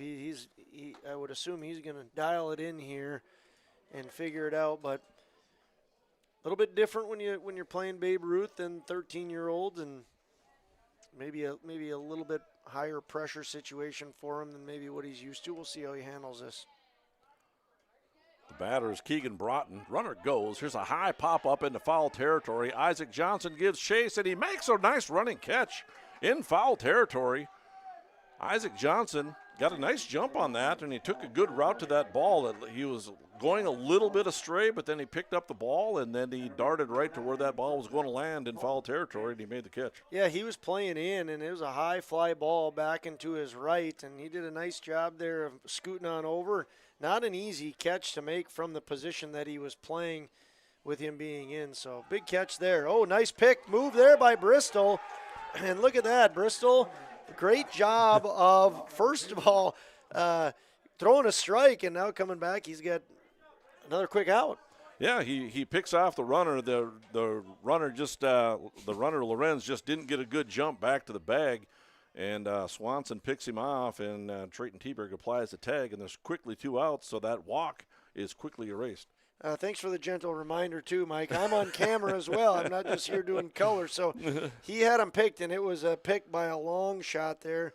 You'll just have to trust Bernier and I as we lost another person here. So we're really – there we go, 2 outs. Okay. Hey, I figured it out. That's the first time I've ever operated the scoreboard. You know, the little the bug that you have down on here that has the score, the outs, and things like that. So that's the first time I've ever put an out on the computer in all the years of broadcasting up here. But again, I'll go back to Bristol doing a really good job there, throwing a 4-pitch walk. He's now seeing himself in a little bit of trouble again. He works that pop-up and then takes it. I mean, he knew Lorenz had a big lead. He was being aggressive. He had already taken off to steal second on the fly ball, but after Isaac Johnson caught it, he got back safely. So great pick there. Now he throws a strike. And the batter, Colton Mansky, the shortstop, didn't really like that call. He threw his bat. He thought that was ball 4, and he was headed. He didn't give any arguments to the umpire. He just thought it was ball 4, and it was headed down to first base. Here's a 3-1 delivery from Swanson. It's a fastball upstairs, and Mansky gets his ball 4, and he'll reach first base. And that'll bring up Jack Meyer, the first baseman. Where's number 1? Around the infield, the battery is Swanson, and Briar Gibbon is the catcher. Swanson throws out of the stretch, kicks and fires, fastball is up, ball 1. Over at first base, Trayton Teberg. Second base is Sam Bernier. Over at third, we have Isaac Johnson, who made that nice running catch, and our shortstop is Beckett Westby. And here's the 1-0. It's outside, 2-0. And in the outfield, in left field, we have Jagger Jordheim. And in center field, we have Anders Huseman. And in right field, Jake Lindemann. Here's a 2-0 delivery from Swanson. It's outside. 3 balls and no strikes. Well, Swanson, a very competitive kid, as I mentioned earlier, but he's got to find a way to to get ahead of his batters here. Something that Jackson Schliemann did an outstanding job of in game number 1. Very rarely did Jackson fall behind in the count, and that's where Bristol seems to be living a little too much early on in this second game. It's a 3-1 count, 2 outs, runner on first base. Here's a 3-1 delivery, fastball swinging a high pop fly. Back behind shortstop, Westby goes back, makes a catch easily, and that's the side. No runs, no hits, no errors, 1 runner left aboard. You're watching baseball on yourliveevent.com. Halstead Telephone Company delivers fast broadband internet, telephone, and cable TV to residents in this region, including Halstead, Shelley, Neilsville, Climax, Fisher, Bigland, Gentilly in Minnesota, and Hillsborough, Caledonia, Gardner, and Argosville, North Dakota. Serving the area residents since 1904, Halstead Telephone continues to create a bright future for this region using 100% fiber optic technology. Service plans offer flexibility and choices, and there's local support personnel ready to help. Contact Halstead Telephone Company today. For any accounting needs you may have, Todd, our world certified public accountant, has you covered. From income tax planning, preparation, and consulting for individuals and businesses. Todd Wold CPA would like to wish the best to the teams competing and thank the coaches and players for their hard work and dedication throughout the season on and off the field, as anything can happen every night at the Diamond. For more information, go online to wold-cpa.com. That's wold-cpa.com. Stay up to date all year long with your live event from our social platforms with X, Facebook, and YouTube. From the latest coaches show to watch game broadcasts back on demand from earlier in the season. Search your live event on YouTube and hit subscribe. Outside the 3-point arc. Pick and pop here with Spaeth into the left side corner. 3, good. For the complete and most up-to-date schedule throughout the year, head to our website at yourliveevent.com. And welcome back. Beautiful varsity field in Kindred, North Dakota. Again, I'm Mike Bernier along with Josh Almaris. Wendy Bernier up here as well, and we're bringing you some live Babe Ruth baseball on yourliveevent.com. What a great service this is, and thanks for joining us and watching some baseball. Leadoff hitter for the Vikings. Center fielder, number 1, Anders Huseman. Swings and misses at a fastball up. He's down on the count 0-1, and here's a pitch from the right-hander, swinging a high fly ball into left field. Playable for the left fielder. He's got it, makes a catch. Just the way you draw it up in left field there, in the sense that you got the out, but maybe made it look a little bit more challenging than he needed to. But as a coach, you're thinking, well, I don't really care how it looks. You got the out and you caught the baseball, so it's 1 down. Is correct. Vikings come up and they're ready to swing. Beckett Westby swings and misses at that one. They're here to hack. Here's a right-hander's delivery. It's outside. 1 ball and 1 strike to count. Keegan Broughton on the mound. Where's number 5? Pitches out of the stretch.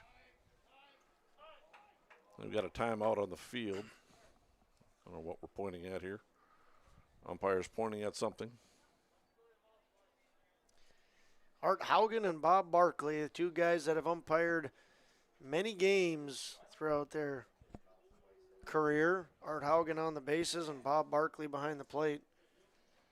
It was Art that I think I've been around the game long enough to know that bark with my eyes closed in a dark alley.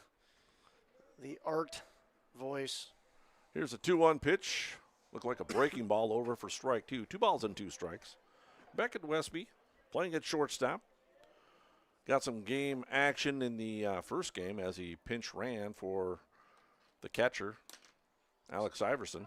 Scored 3 times. 3 runs, yeah. Takes strike 3 here. Broughton records his first strikeout on a strikeout looking, and there's 2 down quickly. And that'll bring up the pitcher, Bristol Swanson.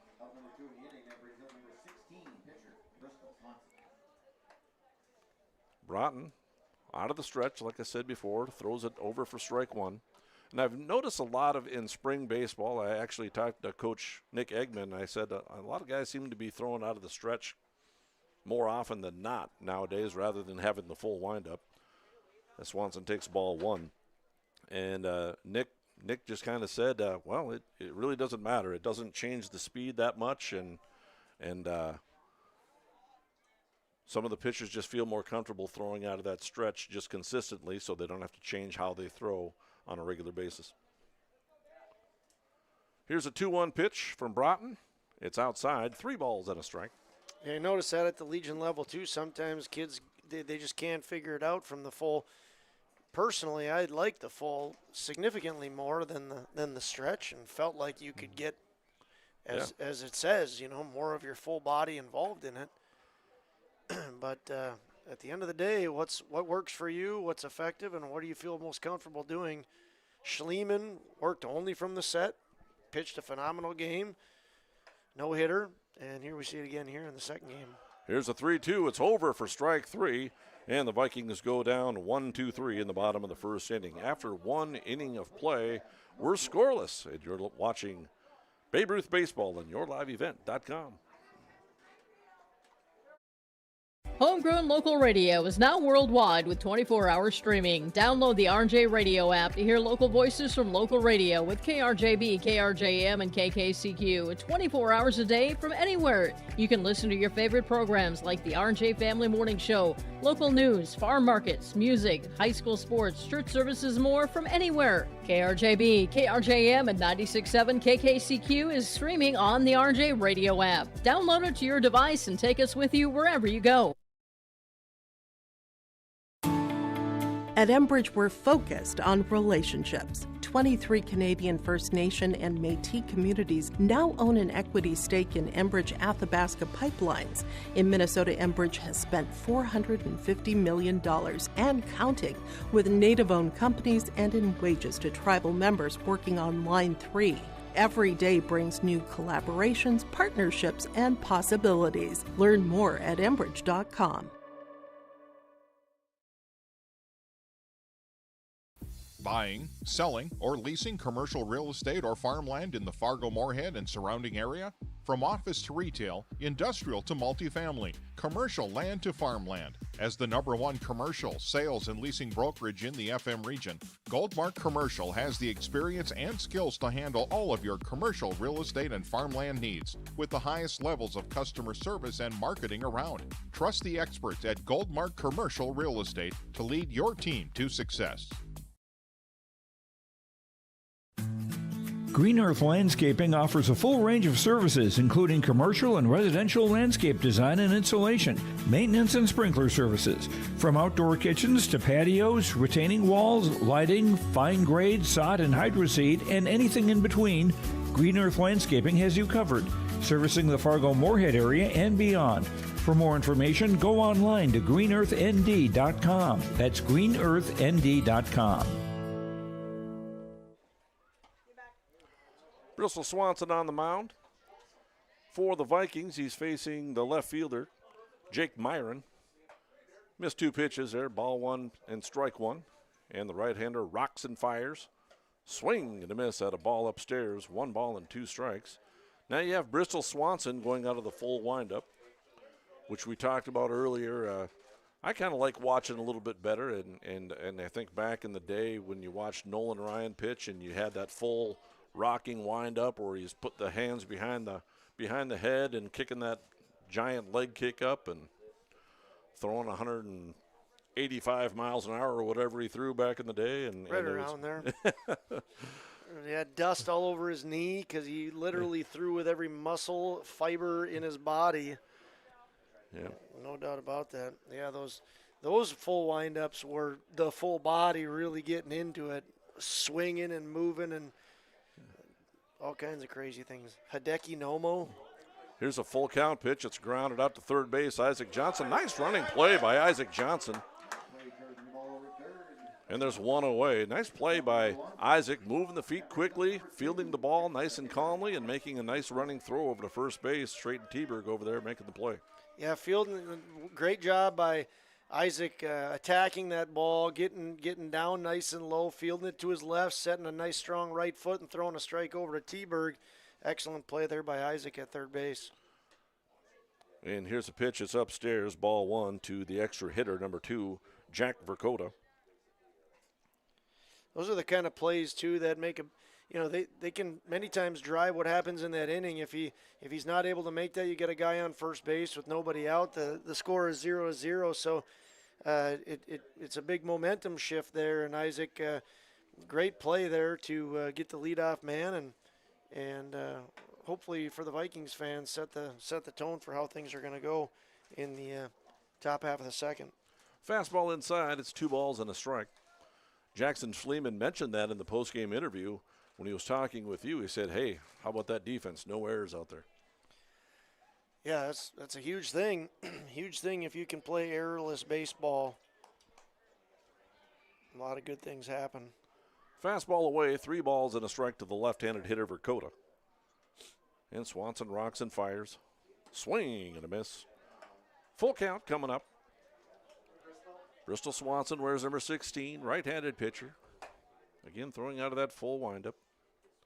Looks in, gets a sign from his catcher Gibbon, and he kicks and fires. Fastball is up, and he walked him.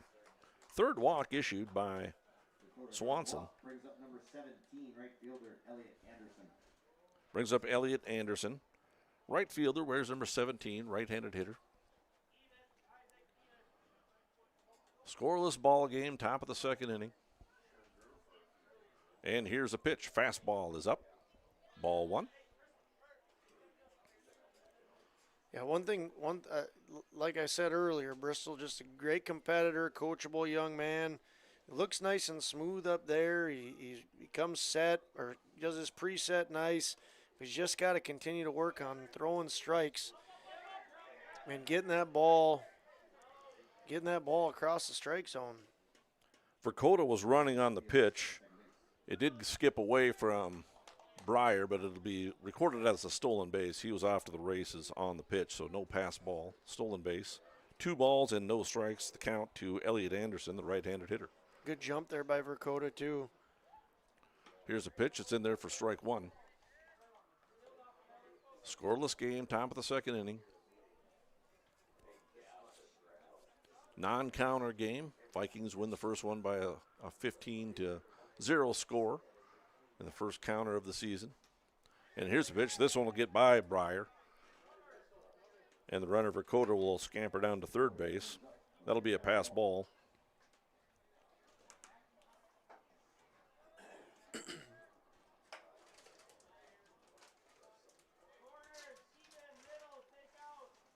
And that's significant. You know, we talk about wild pitches, pass balls. It's significant because if it's scored as a wild pitch and the runner moves up and that runner eventually scores and he wouldn't have normally scored, that will count as an earned run for the pitcher. But if it's a pass ball and that runner scores and he wouldn't have normally scored were it not for that pass ball, it counts as an unearned run. So to say pass ball, that's on a catcher, and a wild pitch, of course, is the pitcher throwing wild. And here's a wild pitch, goes to the backstop, and it looks like Casselton is going to take a 1-0 lead on the wild pitch. Most catcher coaches will start off by saying there's no such thing as a pass ball. If it's catchable, we'll catch it. But that's not always what happens, right, Mike? Exactly, and Casselton takes that 1-0 lead. On that pitch, Elliot Anderson does draw a walk. That's a 4th walk issued by Swanson, so Nick Eggman wants to go out there and talk to his pitcher and talk things over. Yeah, I think Coach Eggman here is trying to, hopefully he's seen some sort of an adjustment that he's hoping Bristol will make. And Bristol, the youngster, working with another youngster and Briar Gibbon, a couple of 14-year-olds, make those adjustments, and you can't do much to defend a walk. So hopefully Bristol's able to find something or hear something from Coach Eggman that'll help cue him to get back in that strike zone. One of the things that Jackson Schliemann did such an outstanding job of in Game 1 was pumping strikes, giving your defense a chance to make plays. And here's a pitch and grounded over towards third base and pass Isaac Johnson into left field. Not sure what to score that one. I think we're going to have to. Sounds like an error. Yep, I would give it an error. Over at third base. That's as a pitcher and as a coach, you feel you got to get an out on the ground ball. So a ground ball error, fielding error by Isaac Johnson. Puts runners at first and second. So E5. That'll bring up Easton Klein. He's a center fielder. Right-handed hitter. Where's number 7? And the pitch from Swanson, fastball away, 1 ball, no strikes. Yeah, and especially when you got a pitcher who's maybe struggling with some control, you get that batter to swing at one right away. Isaac made a really nice play earlier in the game, and that one just found its way under his glove. But would have been a big out if Isaac would have been able to snag it. Yeah. And actually, he made 2 nice plays. He made that running catch in foul territory, and then he came in on that ground ball and threw out the leadoff runner of this inning. Yep, you're exactly right.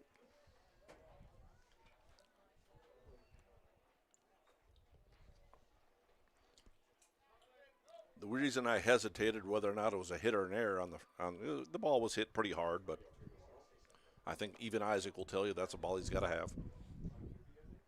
2 balls and a strike to the right-handed hitter Klein.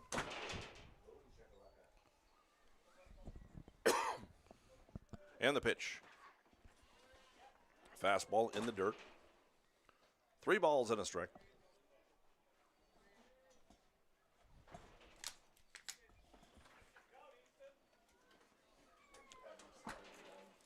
Apologize, my voice getting a little bit crackly here as the smoke is in the air still. And here's the 3-1 set and the pitch. Fastball away. He walked him. Well, that'll load things up for Casselton here and bring out Coach Eggman. Means that Coach Eggman's going to make a defensive change here. We'll see what that's going to be. Bases are juiced here for Casselton as they already have a 1-0 lead. There's 1 out in the top of the second. Coach Eggman going to hand the ball to someone else. We'll take a look and see what that all entails here in about a minute. See you back then.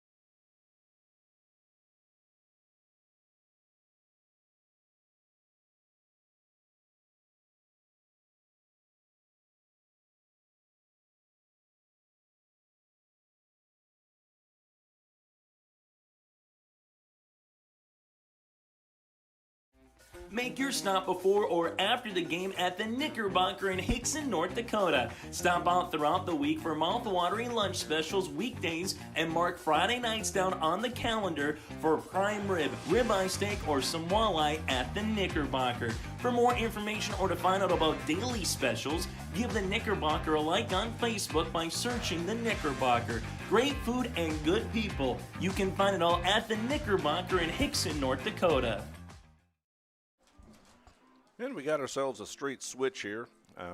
Beckett Westby will come in from shortstop, and he'll come in relief. And Bristol Swanson will slide back over to shortstop. Westby comes in, a little tough situation here. There is one out, but the bases are loaded, one run already in. So Westby trying to work his way out of this. Right-handed pitcher. 5 walks for Swanson, and Nick Eggman, head coach for the Vikings Babe Ruth squad, the Midcast League here, decided to make a change, and he said he'd seen enough and decided to make that pitching change. Yeah, like I said, Bristol, he'll learn from this experience, but at some point when you're having a tough time throwing strikes, you want to give your team a chance to get out of it. And after that last walk, it'd be big for the Vikings if they can get out of this inning having only given up one run. On the counter side of that, Casselton needs to capitalize. Big opportunity for them to do that here. 1-0 count. Here's the pitch from Westby. Swinging a line drive, base hit into left field. This will score at least one run, and it gets by the left fielder, Jordheim, into left field. Another run will score. Another run being waved around, and there will not be a play at the plate, so a 3-run double. We'll call it a single, and with an error, we'll give him at least 1 run batted in. Possibly 2. Yeah, I would say 2 RBI there. 2 RBI single with the air advancing the 3rd run. Hard hit ball to left field, but yeah, Jagger Jordheim out there in left field just had that ball skip away from him. And then the merry-go-round began its course. The carousel, so 3-run score on the play. 2-run single. The other runner scores on the error. And Soren Pyle, the third baseman, gets himself a 2-run single, gets to second base on the air. And it's 4-0 Casselton. 1-1 the count. Here's a pitch from Westby. Hard line drive over to Sam Bernier, and it skips into center field. And the run's coming home. So Pyle's going to score. I think that's going to be an error on Sam as well, as Connor Lenz grounded one over to second base. So that'll be E4, no RBI. Pyle comes across the score, and it's 5-0. Yeah, maybe not the easiest play, but certainly one Sam would tell us all that he should have had, moving over to his right, and he got a decent hop, but just maybe misjudged the skip of that hop. And the Casselton Railcats are able to put another one on the board, 5-0 here. Good job by Beckett, though, of coming in and at least pumping the strike zone. He did come in a tough situation with the bases loaded, but certainly appreciate the fact that he's throwing it across the plate. Throw down to second base is not in time as Lorenz steals second base. Keegan Broughton is a batter. He's a pitcher in the lineup tonight. 1-1 is the count. 5-0 lead for the Railcats. Anders Huseman did get the ball into the infield.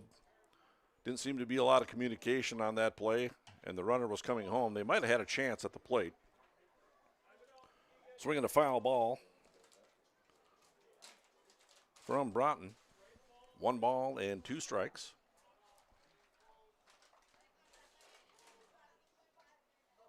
And Westby throwing out of the stretch with a runner on. Kicks and fires. Fastball is in there. Strike 3. Nice pitch there by Beckett on 1-2. Try to paint those corners. Upper, outer part of the zone. Try to get him to chase or get a call. And he was able to get the call there. There's a wild pitch going to the backstop. That'll get Lorenz over to third base on the wild pitch. Breyer looked a little confused on that one, like what he was going to do there. Yeah. Yeah, where's that ball going to, Beckett? You just painted one perfectly, and now you're going to go that far outside? 2 balls and no strikes to Colton Mansky, the shortstop. It reminds me of playing catch with my dad when I was a young boy, and you threw it like that, and he just stood there and said, "You go get that ball." I'm not going to get that. That was horrible. Here's the 2-0 pitch. There's a ground ball out to shortstop. Backhanded by Bristol Swanson. High throw, but T-Berg's there, and that's the inning. Railcats come up with 5 runs. Number of errors for the Vikings. They did come up with a hit in that inning, a big 2-run single. But a couple of errors for the Vikings, and after 1.5, it's 5-0 Railcats. You're listening and watching baseball on yourliveevent.com. For any accounting needs you may have, Todd Our World Certified Public Accountant has you covered. From income tax planning, preparation, and consulting for individuals and businesses. Todd Wold CPA would like to wish the best to the teams competing and thank the coaches and players for their hard work and dedication throughout the season on and off the field, as anything can happen every night at the Diamond. For more information, go online to wold-cpa.com. That's wold-cpa.com.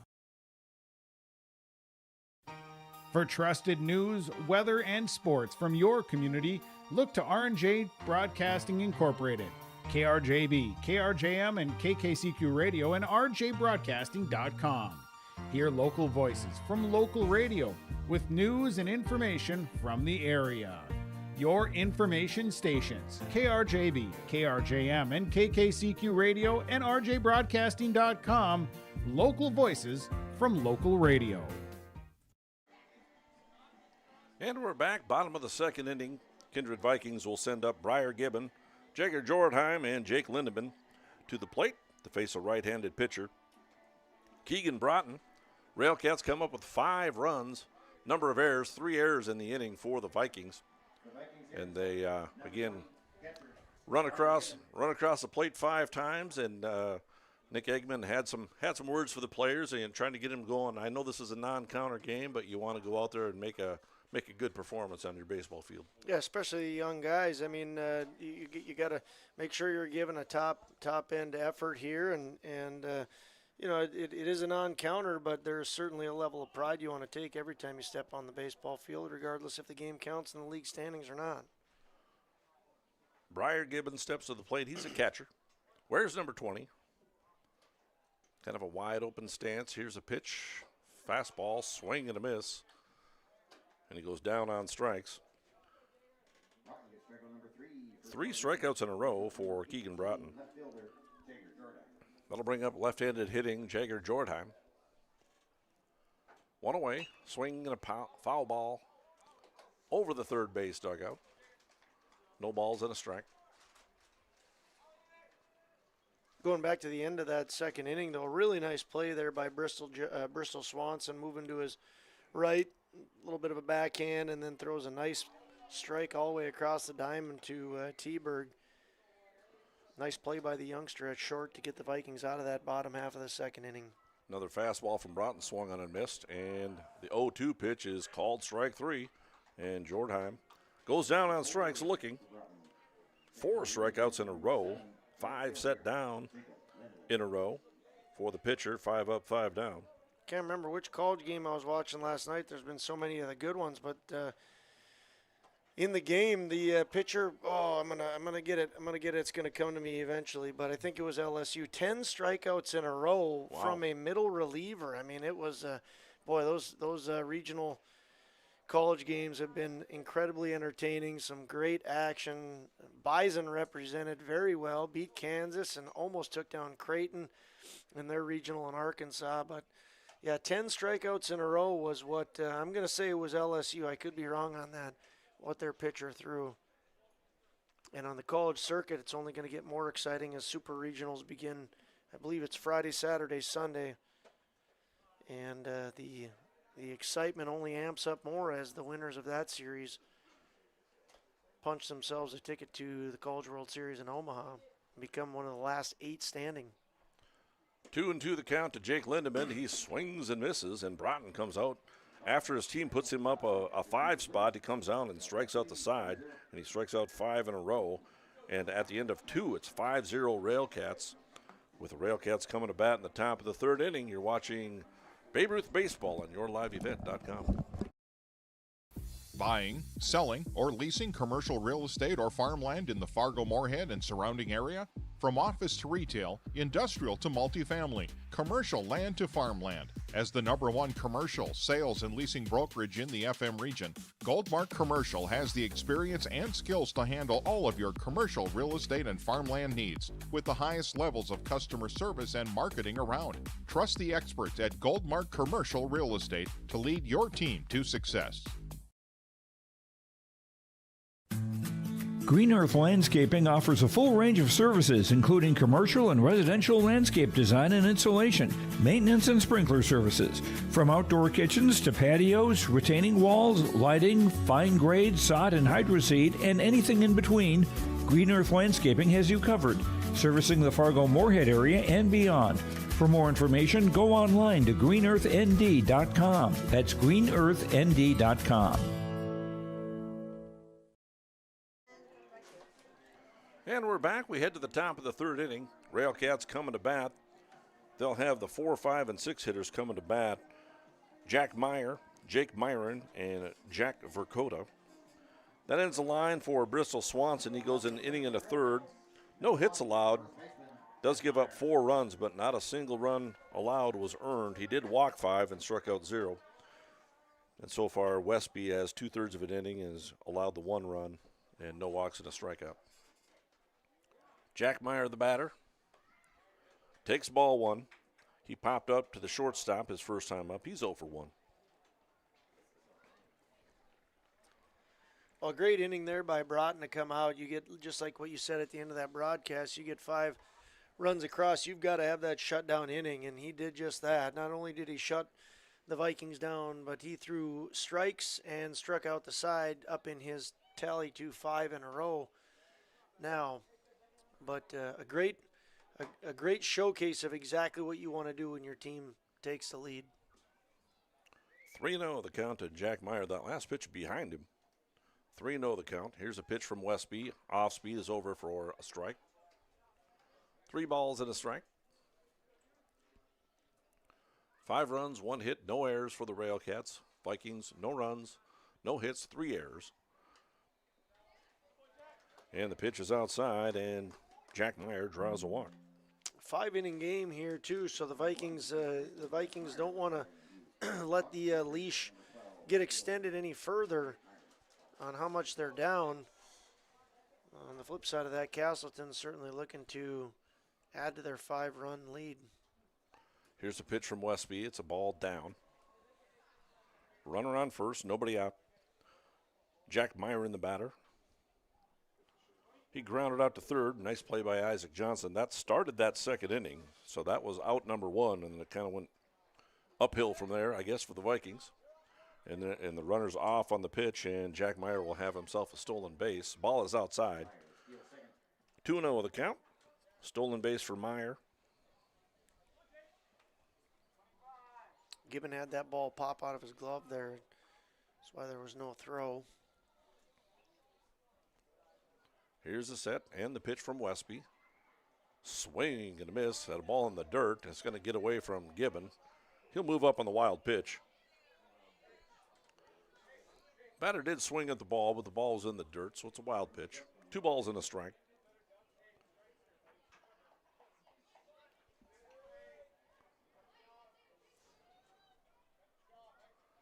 Here's a 2-1 set and the pitch. Fastball is inside. 3 balls and a strike. It looked like a good pitch there, Mike. I think you hit the end maybe just a little bit too far in. Obviously, we can't see the angle there, but. And here's a pitch, and this one's outside. And Myron draws a walk.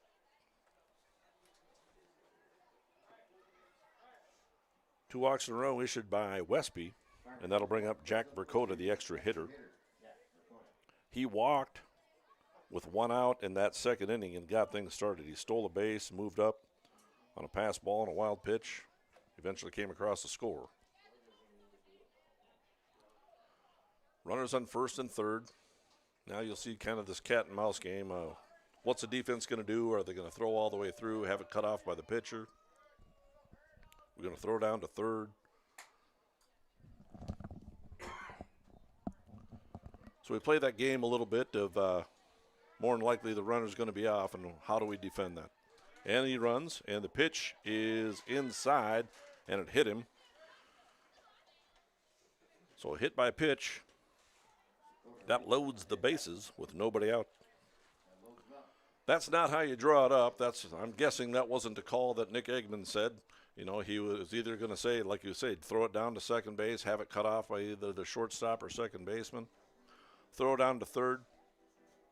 It'll stay a cliffhanger. But one thing I can assure you is that he did not ask him to bean him with an off-speed pitch on that play. To load up the bases, Yeah. no. And so we are going to have another pitching change. It looks like Isaac Johnson's going to come in to pitch. And so we'll take a break. You're watching baseball on yourliveevent.com.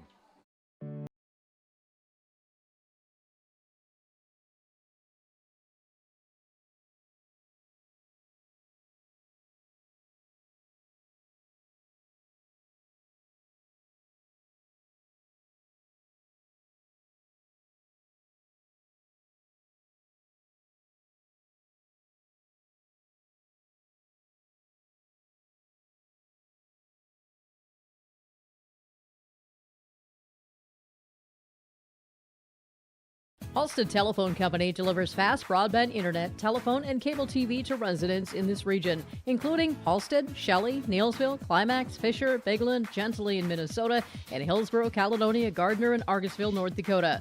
Serving the area residents since 1904, Halstead Telephone continues to create a bright future for this region using 100% fiber optic technology. Service plans offer flexibility and choices, and there's local support personnel ready to help. Contact Halstead Telephone Company today. For any accounting needs you may have, Todd, our world certified public accountant, has you covered. From income tax planning, preparation, and consulting for individuals and businesses. Todd Wold CPA would like to wish the best to the teams competing and thank the coaches and players for their hard work and dedication throughout the season on and off the field, as anything can happen every night at the Diamond. For more information, go online to wold-cpa.com. That's wold-cpa.com. Defensive changes for the Vikings. Isaac Johnson, the third baseman, comes in to pitch. Westby, the pitcher, will move over to second base, and Sam Bernier will move from second base over to third base. Bases are loaded. There is nobody out. A couple of walks and a hit by pitch for the Railcats, and they'll bat Elliot Anderson, the right fielder. The Railcats number 17, right fielder, Elliot Anderson. Elliot walked in the second inning, came around to score. And the pitch from Isaac Johnson is a fastball outside, ball one.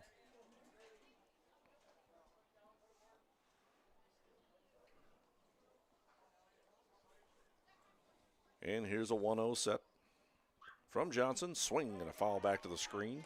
1 ball and a strike. Briar Gibbons still looking for that baseball. Thought it was popped up a little bit higher.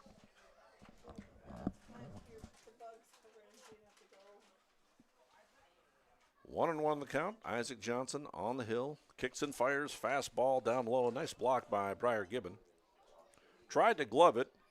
Missed it with the glove, but it hit his right leg and bounced back in front of him. Either way you say it, it prevented a run from scoring. Here's a 2-1 set from Johnson. Off speed, ground ball back to the pitcher. He's going to come home with it, and he's just going to run it himself and get the out. Not sure they would have had a chance for the double play, but you'd like to see your pitcher flip that to your catcher and maybe throw it down to first base and get that 1-2-3 double play. But either way, they got an out. Yeah, I couldn't agree more. Isaac just picked that up, give him the flip, and at least give Briar the opportunity to, step inside that baseline and potentially throw it. He could have gotten it done, but Isaac Johnson decides he's going to make the sure thing of that ordeal. So Myron moves up to third base, Dakota up to second. Elliot Anderson reaches first base on the fielder's choice. Myers out at the plate on the very prototypical one unassisted at home. Swing and a foul ball back to the screen. A lot of things going on there. I don't think that was a screen, was it? Yeah, that was Breyer's face there. Yeah. Yeah. Right in the Breyer's face mask there is what that hit. Yeah, his helmet fell off. The batter's helmet fell off on the swing. Yeah. A lot of different things going on there. I wasn't really sure what exactly was going on. See, you and I switched spots, so you got the peanut gallery over there telling you what you got right and what you got wrong. Yeah. And here's the pitch. Yeah, so I'm not sure that's a foul ball, but it's I didn't think that was a foul ball either. I thought he just, but. Well, I heard of a lot of contact, and everybody's helmets were flying off. My hat flew off. I don't know what happened. But either way, it's a 1-2 count, and here's a 1-2 pitch. It's a fastball called strike three. And Isaac Johnson comes in and gets the one unassisted put out at the plate, gets a strikeout. And Breyer catches it with his glove that time. Yeah. He doesn't take it off the face mask. Yeah. There is a little opening there that I bet if you threw it hard enough, you could get that ball to stick right in there. Here's a foul ball back in. It's out of play. Reaches the screen back there. So, yeah, I heard so much contact, and I just assumed it was a foul ball, and that's why it hit him in the mask. But now we're out of baseballs. Yeah. Quiz over there says they're all in Breyer's mask. 0-1 the count. Isaac Johnson trying to work out of this bases loaded jam. And here's the 0-1, fastball. Up, 1 ball and a strike. Well, that would be impressive. Bases loaded, nobody out. Isaac Johnson come in and shut the door. There's 2 strikes or 1 out away from making it happen. It was Eli Halverson that went down looking. Now batting is Easton Klein, the center fielder. It's a really good pitch that Isaac is throwing there. It must have some, I can't tell what it is. It looks like it's got some break on it, more of a slider or curve. Him and Breyer in a disagreement now because Johnson shook him off twice. Can you tell what he's throwing there? Is that a little curve? You know, slider-ish? I can't from up here, but it looks like, I think you're right. It's kind of a slider. See what he goes to at the 2-2. Here's a 2-2 pitch. Fastball swing and a miss. Good Catcher job. makes a play, and Isaac Johnson comes in and shuts the door with the bases loaded and nobody out. Gets a one unassisted put out and a couple of strikeouts. And at the end of 2.5, Railcats lead at 5-0. You're watching baseball on yourliveevent.com. Stay up to date all year long with your live event from our social platforms with X, Facebook, and YouTube. From the latest coaches show to watch game broadcasts back on demand from earlier in the season. Search your live event on YouTube and hit subscribe. Outside the 3-point arc. Pick and pop here with Spaeth into the left side corner. 3, good. For the complete and most up-to-date schedule throughout the year, head to our website at yourliveevent.com. Homegrown local radio is now worldwide with 24-hour streaming. Download the RJ Radio app to hear local voices from local radio with KRJB, KRJM, and KKCQ. 24 hours a day from anywhere. You can listen to your favorite programs like the RJ Family Morning Show, local news, farm markets, music, high school sports, church services, more from anywhere. KRJB, KRJM, and 96.7 KKCQ is streaming on the RJ Radio app. Download it to your device and take us with you wherever you go. Kindred Vikings coming to bat in the bottom of the 3rd inning. They'll have the 7, 8, 9 hitters coming to bat. Isaac Johnson, now the pitcher, followed by Sam Bernier and Trayton T-Bird. Very appropriate. Isaac comes to the plate. He recorded all 3 outs. Bases loaded, nobody out. That's the baseball gods coming right at you, front and center, right onto your living room couch. Comes in with the bases loaded, nobody out, gets out of the jam. Now he's leading off the inning, hoping for a 5-run home run to get this thing tied up. Well, that would be impressive there. Yeah. They haven't changed that rule yet, I don't think, that you can have a 5-run home run, and certainly can do it to lead off your inning. Yeah.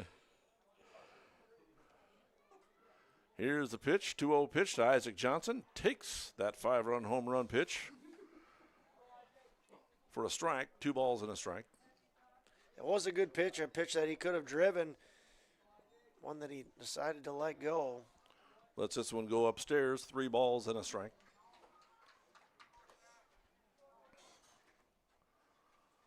Isaac's always had a good swing, uses his hands very well, can drive the ball. And the pitch, swing, and a foul ball right at us. Speaking of your living room couch, that one almost got you right between the lips. Yeah, I had Eric Iverson right in front of me, and so that would have hit him first, provided he didn't duck. He had his hands up. He was looking to save you. Because I didn't see it at all, and it would have clocked me right between the eyes. I wasn't paying much attention. It's not that important for a play-by-play guy to pay attention anyway. Yeah, I mean, you don't need to see the game all that much. Isaac Johnson draws a walk. First base runner for the Vikings. First base runner allowed by the right-handed pitcher Broughton. Brings up Sam Bernier, now playing over at third base. Throw over to first base, not in time. Isaac Johnson is back. 5 runs, a hit, and no errors for the Railcats. Vikings, no runs, no hits, 3 errors. And here's a pitch. Fastball inside. Isaac Johnson is going on the pitch, and he's going to steal second base. Ball skips into shallow center field, not far enough to advance him on the air. So a stolen base for Isaac Johnson. Yeah, good jump there by Isaac. He's getting good reads, and even if that would have been a throw on target, I don't think that it would have been. Casselton would have been able to get him. 1-0 the count to Sam Bernier. And here's a pitch. Swing and a line drive. Foul down the third base line. Well, when you get a pitcher coming in with the bases loaded and nobody out, and they do their job of not allowing any runs, you hope that momentum shifts into the bottom half of that inning. And so far the Vikings look like they're ready to strike. Here's a 1-1 pitch. Curveball down low. 2 balls and a strike to Sam Bernier. Nice take there by Sam. That pitch, nice pitch. It looked like it was coming in the lower half of the zone and then dropped and went out. Nice pitch. Here's a fastball over, strike 2. 2 balls and 2 strikes.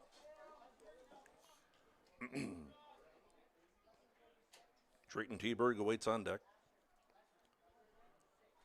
And here's a pitch. Fastball is away, and it's going to move Isaac Johnson up to third base on the wild pitch. 3 balls and 2 strikes. Chance for Sam Bernier to get the ball in play and get that first run across for the Vikings. Yeah, and for Broughton, you definitely want to throw a strike here. I mean, you got to challenge your batters, especially with Drayton Teberg looming in the batter's box. So kind of a worst-case scenario here as Isaac Johnson draws a walk, then steals second. Sam Bernier, good at bat, draws the walk, and a dangerous guy up to the plate for the Vikings in Drayton Teberg. Yeah, so a couple runners aboard. Pretty tough crowd for Broughton. He throws 2 perfect innings and does walk the first 2 batters of the third inning, and we ought to have ourselves a mound visit from the coach. But I think he's going out there and talking to his pitcher, just saying, hey, settle down a little bit. You got a 5-run lead. Nothing hurt.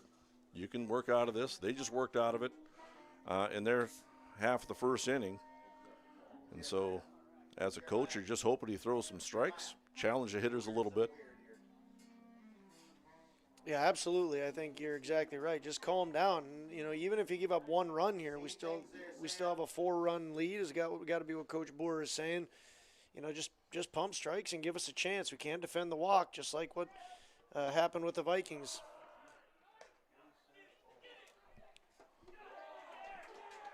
All kinds of action there on that first and third. Sam, oddly enough, decides to come back to first there. Yeah. I'm not sure what happened there. So Sam broke for second base, and I think he was trying to get hung up. The run does come across the score, so Isaac's able to scamper home. He'll get credit for a stolen base. Sam went back to first base. Yeah, I think everything worked out good there for the Vikings, minus the fact that Sam didn't go to second base. He drew the throw. They cut it.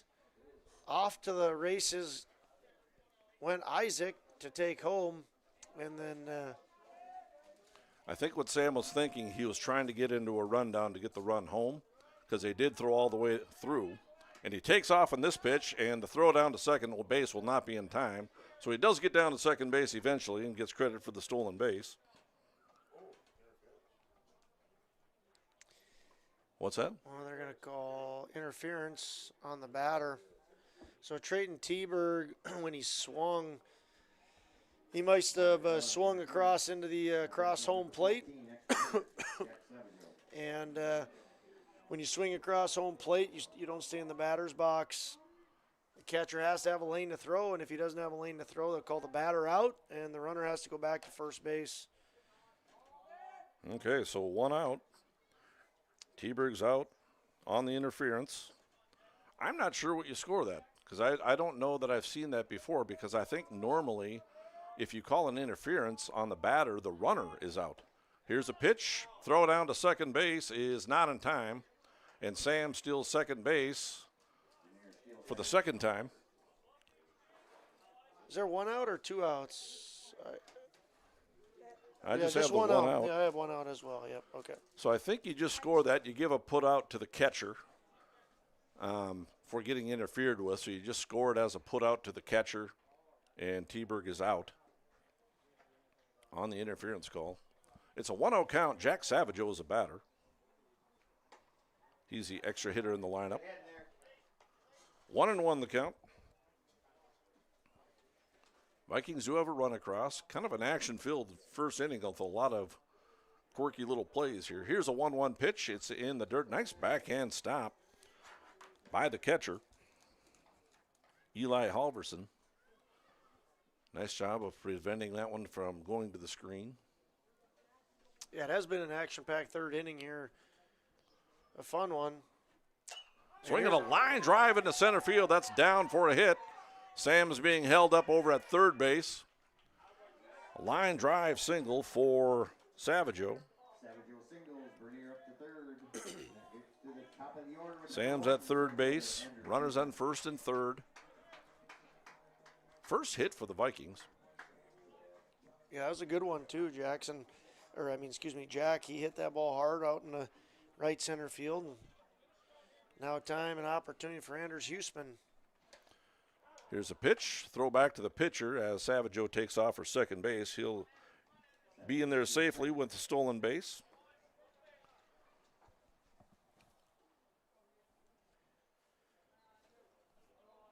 Two big runners out there for Houston. Let's see if he can get them in. He flew out to left field his first time up, and he loops one into left field. That one is down for a hit. Bernier scores. Savageau over to third base, and the Vikings have their second run across. Well, Broughton doing a good job of throwing strikes. But the Vikings are putting the ball in play. And a big RBI there for Anders Huseman to keep the line going with 1 out here in the third inning. Vikings are creeping up on that Casselton 5 spot. Runners on the corners. Beckett Westby steps up. He's 0 for 1 with the strikeout. Takes a ball outside, and the runner takes off, and Huseman will get down to second base on the stolen base.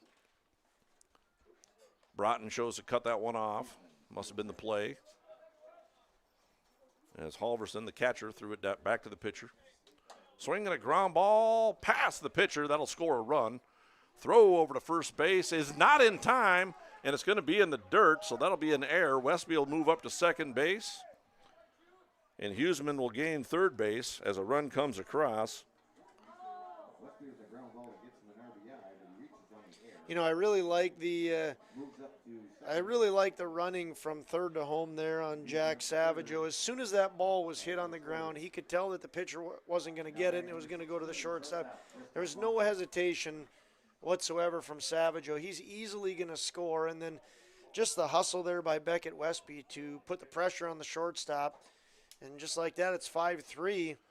A single could tie this game up if Swanson's able to do that.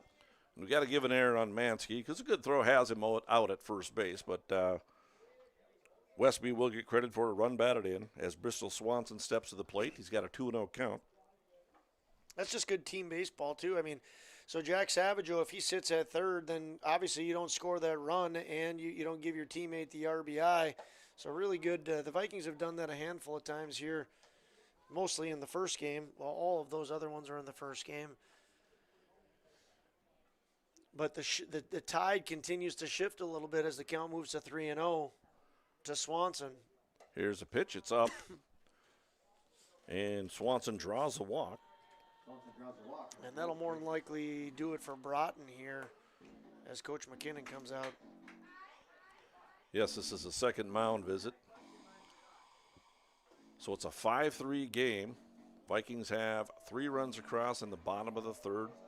It's a 5-3 score, the Railcats over the Vikings. And we're going to have ourselves the pitching change. So you're watching Babe Ruth Baseball on yourliveevent.com. At Enbridge, we're focused on relationships. 23 Canadian First Nation and Métis communities now own an equity stake in Enbridge Athabasca Pipelines. In Minnesota, Enbridge has spent $450 million and counting with Native-owned companies and in wages to tribal members working on Line 3. Every day brings new collaborations, partnerships, and possibilities. Learn more at Enbridge.com. Buying, selling, or leasing commercial real estate or farmland in the Fargo-Moorhead and surrounding area? From office to retail, industrial to multifamily, commercial land to farmland. As the #1 commercial sales and leasing brokerage in the FM region, Goldmark Commercial has the experience and skills to handle all of your commercial real estate and farmland needs with the highest levels of customer service and marketing around. Trust the experts at Goldmark Commercial Real Estate to lead your team to success. Green Earth Landscaping offers a full range of services, including commercial and residential landscape design and installation, maintenance and sprinkler services. From outdoor kitchens to patios, retaining walls, lighting, fine grade, sod and hydroseed, and anything in between. And we're back. We got a straight switch, the shortstop.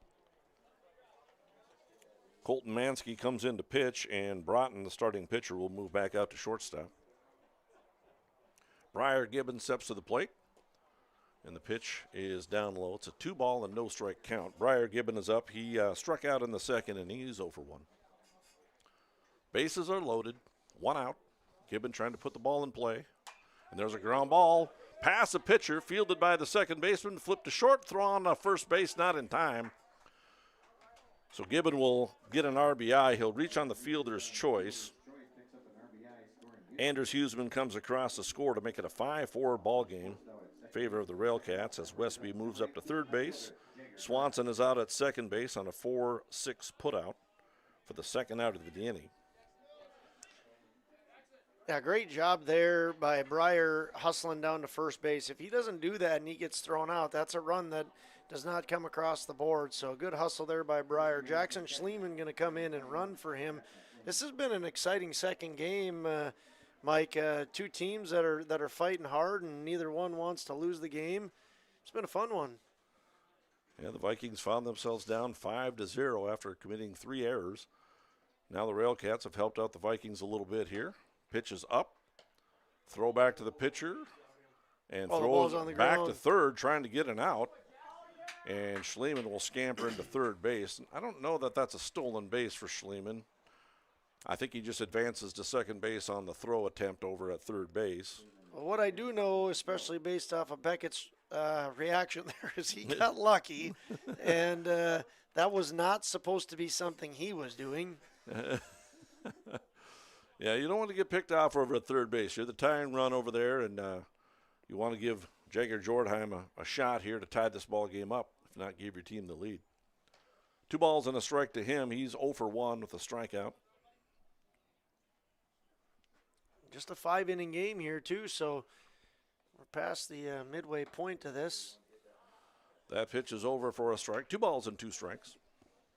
Yeah, one of the things, especially if you're Jagger, you can't be afraid of this moment. You got to be ready to hit that ball. Don't look for balls. Look for something you can drive, and don't let it go by if it does come across the plate. I think that second strike, he certainly could have driven that one. But Mansky, big moment for him. See if he can get out of this jam. Here's a full count pitch. Fastball is down low. He walked him, and that loads up the bases. Big plate appearance for Jake Lindeman. He's 0 for 1. He struck out back in the second inning to end it. In the second inning. And same kind of thing here. If I'm Lindeman, I'm looking to drive in runs. I mean, don't get yourself out by chasing out of the zone. But if you get something you can drive, there you go. Ground ball right back to the pitcher. He's going to come home with it, and they're going to get the out. So they do prevent the game from being tied up as Lindeman bounces into the fielder's choice to end the inning. They do bat 10 and come up with 4 runs in the bottom of the third inning. It's a 5-4 lead for the Railcats on yourliveevent.com. Servicing the Fargo-Moorhead area and beyond. For more information, go online to greenearthnd.com. That's greenearthnd.com.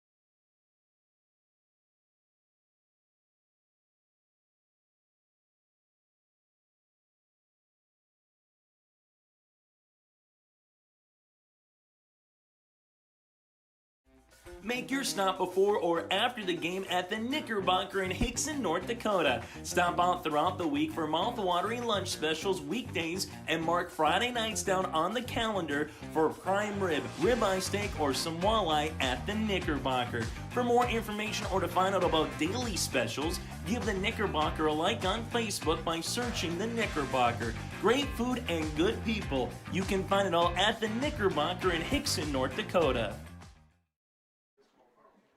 Head to the top of the fourth inning. Railcats lead this one by a score of 5-4. I'm Mike Bernier along with Josh Almaris. Wendy Bernier running the controls over here and helping us out. A lot. Yeah. And 3 harassing press box crew over here. But it's always entertaining. Great night for baseball. Kindred Vikings win the first game by a score of 15-0. We're in the second game. It's a non-counter, but we still got baseball players being competitive out here. So the Railcats will send up the 10 1-2 hitters, and here's a foul ball almost into the press box. I don't think Almaris would have caught that ball, but I had my hand out. I actually should have kept the camera on it there instead. But yeah, if I was Danny Gladden, I would have had my fishing net out, and I would have caught that sucker. Here's the 0-1 pitch. It's a fastball up, 1 ball and a strike. Have we had one in the press box yet? Yes. 1 time? 2 times. 2 times. I witnessed Dan Nathan catch one coming up in here. All right. I was running the PA, and Dan Nathan caught a foul ball up in here. He's still got it, folks. I wasn't going to describe it as very graceful because it kind of bounced around, but he caught it, and that's all that matters. Well, we said this earlier. A catch is a catch, and out is an out, right? Absolutely. Yeah. I did announce it over the PA that he caught the ball. And here's a pitch, and there's another one fouled back. This one hits the screen. I'm enjoying having Johnson up to bat here. He's keeping us on our toes. Although this isn't Johnson, is it? This is Soren Pyle, yeah, okay. the hitter for Casselton. Yeah. He had that big 2-run single out to left field in that second inning. Here's a pitch, swing, and a miss. And Gibbon tracks it down, throws down to first base in time for the out. So the ball got away from Gibbon, bounced off his glove, but he was able to very much hustle down the line, pick up that ball, and throw him out at first base. So it's a strikeout, 2-3 put out. And there's one away. Back to the top of the order, Connor Lorenz steps to the plate. He walked and reached on an error. He's got a stolen base. And here's a pitch from Isaac Johnson. Ball 1. How about the job by Isaac Johnson? Fantastic, absolutely fantastic. He has A moment in the game that could have shifted very much in favor of Casselton. He came in, did a great job, and his teammates responded by putting up a 4 spot. Fun to see that that team play, and also fun to see a competitive second game here. Two teams doing everything they can to win game 2 here. 2-0 the count. Here's a pitch from Isaac. Swinging a ground ball past him. Shortstop. Swanson fires over to first base in time for the out. It's a 6-3 putout. Bristol Swanson out there, throws him out. Isaac Johnson comes in with the bases loaded, nobody out, gets out of it, gets a fielder's choice, 2 strikeouts. Promptly starts the 4th inning with another strikeout, 3 strikeouts in a row, then gets a ground ball out. 5 up, 5 down. Nice play there by Bristol. He's made a couple of them. He had that backhand play earlier. Here's a high fly pop. High pop fly. Isaac is calling it, and he makes the catch. And he sets down 6 in a row. And just like that, we head to the bottom of the 4th inning. Vikings coming to bat, down by a run, and trying to make something happen. You're watching Babe Ruth Baseball on YourLiveEvent.com. For any accounting needs you may have, Todd, our world certified public accountant, has you covered. From income tax planning, preparation, and consulting for individuals and businesses. Todd Wold CPA would like to wish the best to the teams competing and thank the coaches and players for their hard work and dedication throughout the season on and off the field, as anything can happen every night at the Diamond. For more information, go online to wold-cpa.com. That's wold-cpa.com. For trusted news, weather, and sports from your community, look to R&J Broadcasting Incorporated, KRJB, KRJM, and KKCQ Radio, and rjbroadcasting.com. Hear local voices from local radio with news and information from the area. Your information stations, KRJB, KRJM, and KKCQ Radio, and rjbroadcasting.com. Local voices from local radio. Buying, selling, or leasing commercial real estate or farmland in the Fargo-Moorhead and surrounding area? From office to retail, industrial to multifamily, commercial land to farmland. As the #1 commercial sales and leasing brokerage in the FM region, Goldmark Commercial has the experience and skills to handle all of your commercial real estate and farmland needs with the highest levels of customer service and marketing around. Trust the experts at Goldmark Commercial Real Estate to lead your team to success. So the Vikings send up the 7, 8, 9, and 10 hitters in the bottom of the 4th inning. First pitch to Isaac Johnson hits him, so he gets first base, and now we're going to have a courtesy runner for the pitcher. Great job by Isaac Johnson. He comes in relief and sets down 6 in a row. He'll have a courtesy runner for him. It'll be Derek Stone, number 15. And that'll bring up Sam Bernier. He walked and stole a base a couple of times in that inning. Eventually came around the bases to score a run. Throw over to first base. Stone is back in plenty of time. Trayton Teberg on deck. So Sam stole second base, but there was an interference call at the plate, and they called Trayton Teberg out. Stone takes off, pitches a strike, throw down to second base, is not in time, skips into center field, but backed up nicely by the center fielder, Klein. Stolen base for Stone. 0-1 the count.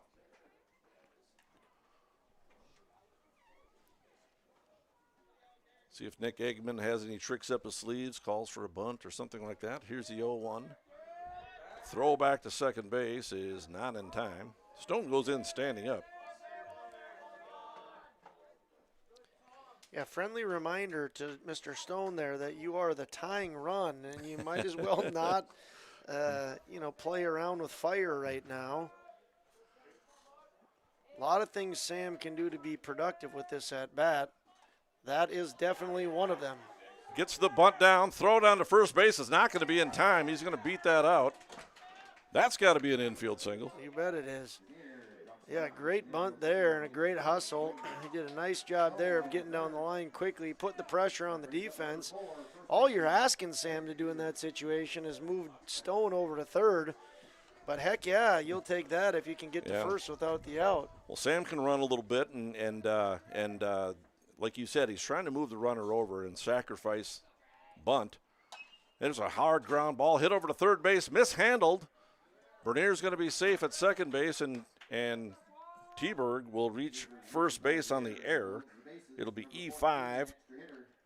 That loads up the bases. Stone didn't really have a chance to go there. You can't, if he would have been off on that, remember there's nobody out, so you don't want to take the chance of getting thrown out at the plate. The ball was well struck by T-Berg right at the third baseman.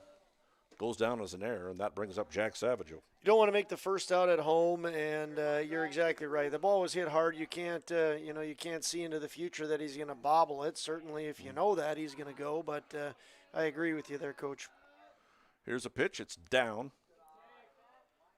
2 balls, no strike. Jack Savageau, he singled hard into right center field his first time up. Stole a base and scored a run. And here's a 2-0. Outside, 3 balls and no strikes. Nobody out. Bases are loaded. I like what Coach Eggman just showed Jack. If you can drive it, drive it. This is not a take-take situation. He does take strike 1. A lot of guys, there's a lot of former major leaguers that had many, many at-bats. Kevin Euclid was one. He never once swung at a 3-0 pitch in his career. Here's a 3-1, and it's a fastball up, and that's a tie ball game. An RBI walk for Jack Savageau. Yeah, going back to that error on Pyle at third, T-Berg did hit that ball hard, and kind of unfortunate for T-Berg that if he hits it just a little bit over, a little bit more to the left, a little bit more to the right, he's driving in a few runs. But and we're going to have ourselves another pitching change as the Vikings do tie it up on the RBI walk by Jack Savageau. Bernier moves up to third base, T-Berg up to second. Savageau, of course, on first base. Stone comes across to score that tying run. And we're going to have ourselves another pitching change. We'll take a break. You're watching Babe Ruth Baseball on YourLiveEvent.com. Green Earth Landscaping offers a full range of services, including commercial and residential landscape design and installation, maintenance and sprinkler services. From outdoor kitchens to patios, retaining walls, lighting, fine grade, sod and hydroseed, and anything in between, Green Earth Landscaping has you covered, servicing the Fargo-Moorhead area and beyond. For more information, go online to greenearthnd.com. That's greenearthnd.com.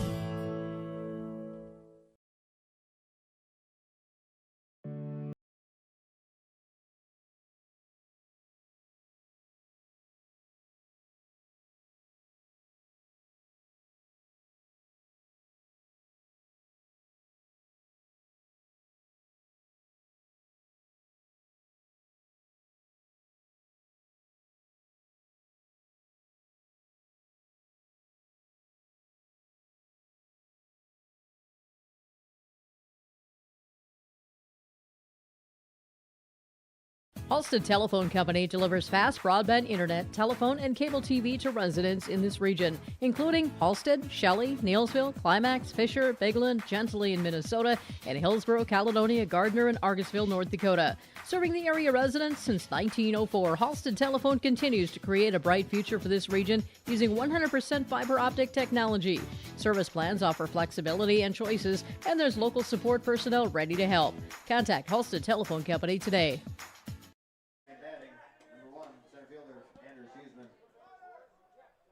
Hey fans, welcome back into Kindred here. Anders Huseman into the box. Bases loaded, 5-5 tie. Nobody out here in the bottom of the 4th inning. You got those changes. Dakota is on the mound, lefty. Yeah, number 2, Jack Dakota. He was the extra hitter. He comes in to pitch. Mansky started at shortstop, came in to pitch. He's back at shortstop. Looks like Broughton moved over to third base. So I assume Soren Pyle becomes the... Bach is issued here. Another Bach. Yep, Bach is called against Casselton. As that'll be how the Vikings take the lead here. That's a big balk call because that takes the forces off. Now Huseman can do all kinds of things to drive in another run. That is one of them. Ground ball over to third. Broughton fires across the diamond. That's, again, in time for the out, I think. Yeah, it wasn't time. He did. You don't like to see your first baseman ever be dancing around the base like that, but he did get his foot on the base. But really nice job there by Trayton Teberg. That ball is hit on the ground softly to the left of the third baseman, and he scampers him home quickly and scores a run. There's a pop-up in the infield, and it's dropped by the catcher, and everybody's safe. A ball you definitely want to see Verkota go and get there. But, I mean, it's a tough play for your catcher to run out like that and make that catch. Like to see Verkota take charge there and try and catch that ball. Dakota moves very quickly. My God, he's ready to pitch, and here's a pitch and a swing and a looper into right field. That's going to fall down, fair ball. And that's going to score one run. Westby's going to make his way over to third base, and he'll be safe there. And we got ourselves a double, a bloop double down the right field line, scores one run. As Westby makes his way over to third base, Savageau comes across to score, makes it an 8-5 ball game. There is one out, so Anders got the ground ball RBI. He's out, that's the only out. And here's Briar Gibbon, who reached on the fielder's choice. His last time up, did drive in a run. He's 0 for 2. Has a chance to extend this lead. It's an 8-5 lead for the Vikings. And the pitch from Dakota is way up high, ball 2.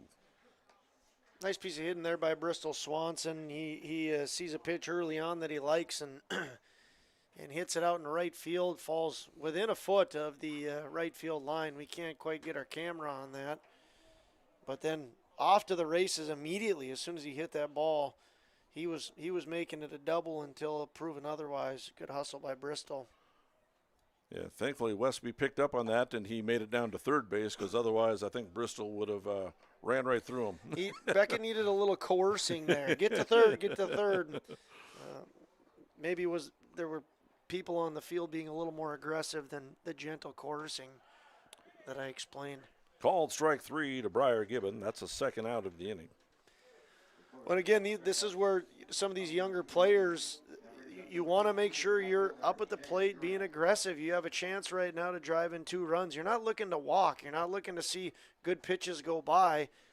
If Jager gets something down the plate here that he can hit hard, he's got to take advantage of it. That's what impressed me about Bristol Swanson's at bat there is he got a pitch to hit and he put the bat on the ball. Jordan steps to the plate. He struck out looking in the second inning and walked in the third. Comes to the plate here with runners on second and third. 2-0 count. Left-handed hitter against a left-handed pitcher. That one's over for a strike.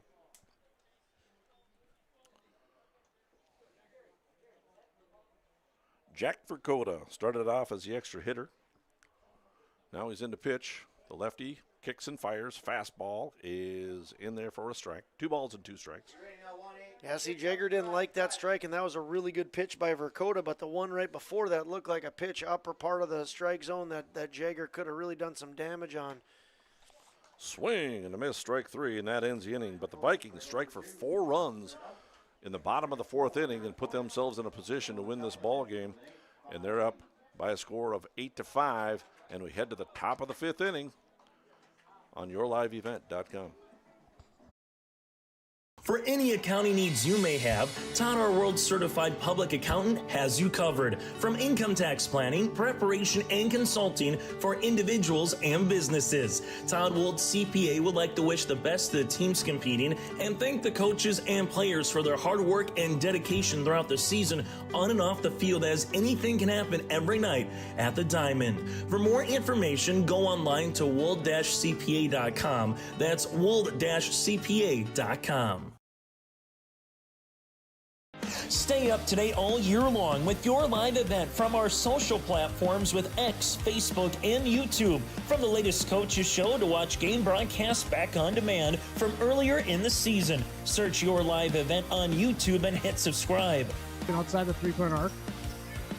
Pick and pop here with Spaeth into the left side corner. Three, good. For the complete and most up-to-date schedule throughout the year, head to our website at yourliveevent.com. We head to the top of the 5th inning. Isaac Johnson takes the mound for the Vikings once again. What a great job he's done. I can't say this enough. Comes in with the bases loaded in the 3rd inning. Nobody out.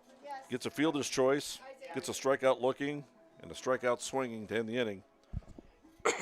Then promptly in the 4th inning, he gets another strikeout, gets a ground out, gets a pop out to himself.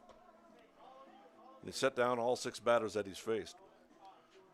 I can't reiterate that anymore. I mean, not to give any spoiler alerts or anything like that, but we're going to hope to have an interview and interview a player of the game. We won't say who it is yet without directly saying it. But I guess we will directly say it. But, yeah, I mean, the game, it's 5-0, and he absolutely comes in and shuts the door. I mean, an opportunity for if you're a Casselton fan, that's a big opportunity in the game to blow things open. And Isaac Johnson, without saying Isaac Johnson, could be named the Enbridge player of the game.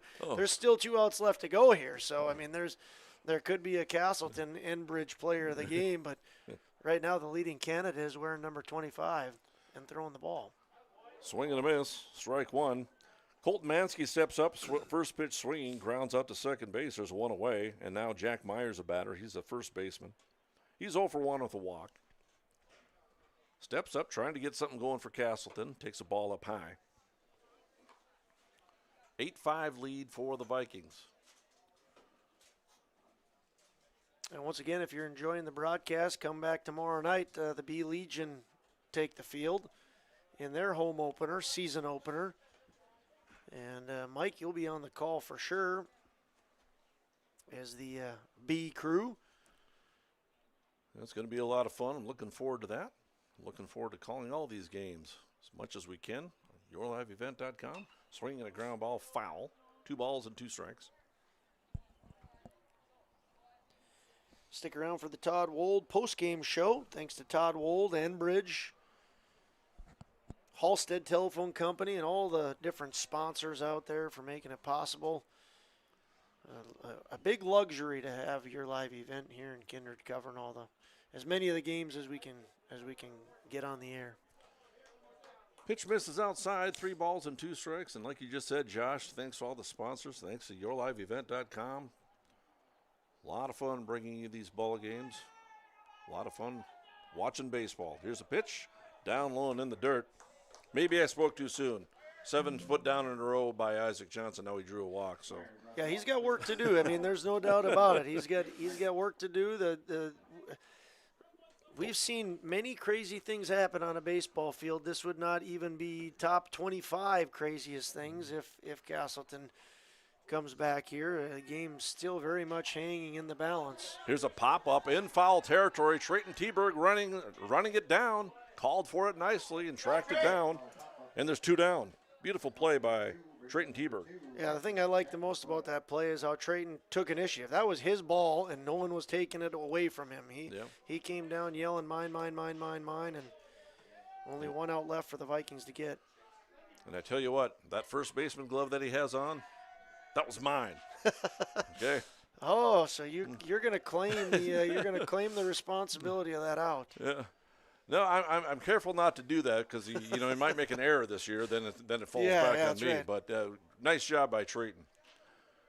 He was playing first without a first baseman's glove, and I had an old one sitting around that I had restrung for him, and so Trayton very thankful for that, and he's done a great job over at first base throughout school baseball and so on.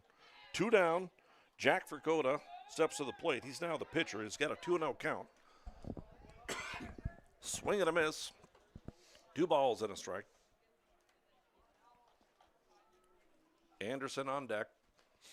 3-run lead for the Vikings. Isaac Johnson trying to shut the door, and the pitch is a fastball away. 3 balls and a strike.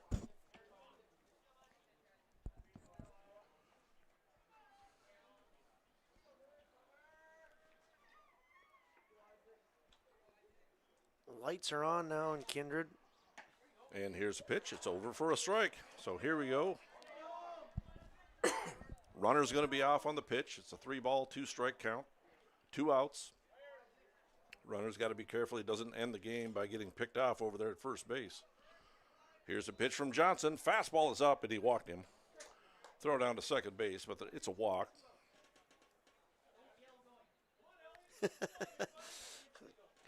Coach Eggman kindly reminds his players, you don't have to yell going on that situation. But it is a nice thing to have to tell kids to not talk instead of to tell them to talk, especially the young ones in a baseball game. Many times they're more too timid to say much of anything.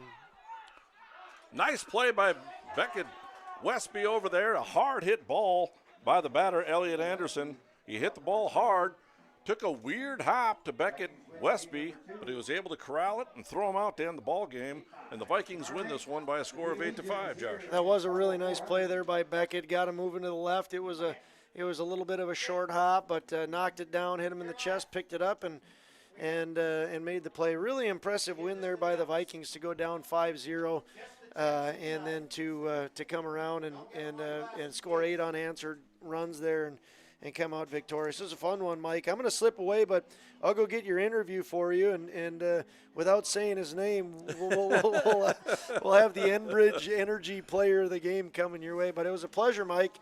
Pleasure being up here with you.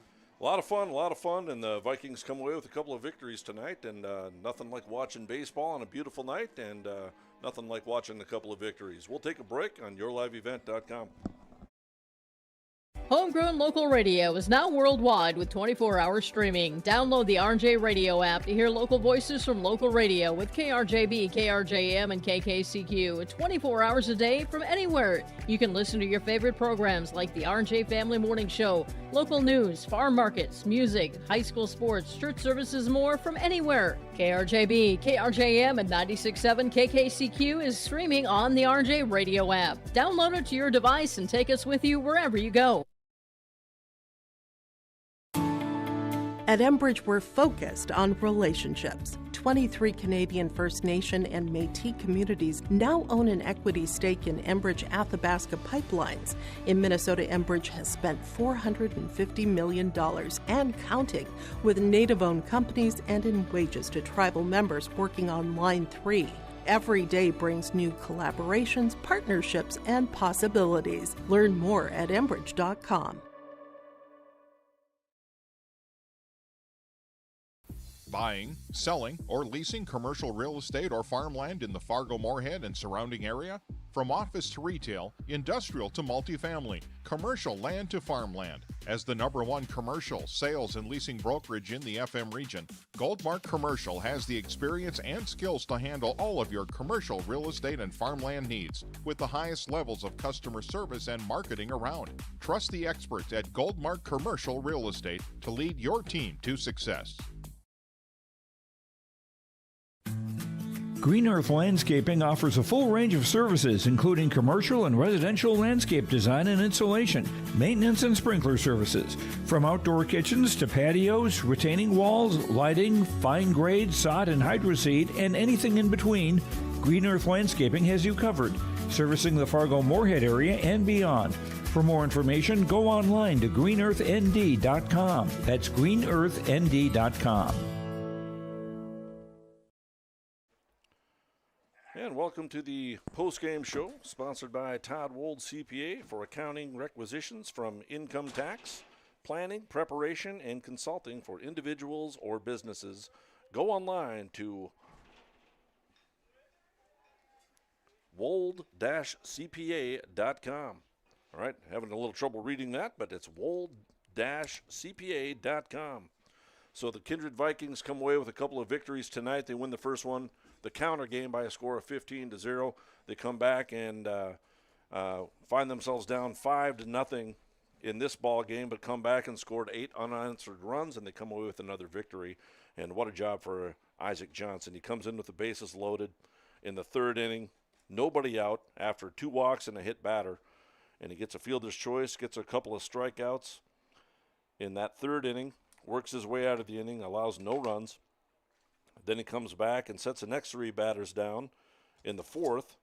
And then in the 5th inning, he gets a ground out right away, does walk a batter, and then gets a foul pop-up, and then walks another batter, and then he gets a ground out, and that's a ball game. Vikings win it by a score of 8-5.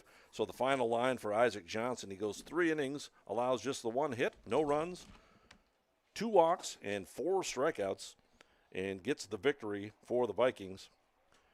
Run down some other stats for the Vikings. Anders Huseman, he goes 1 for 3 with a run scored and a couple runs batted in. Beckett Westby goes 0 for 3, drives in a run.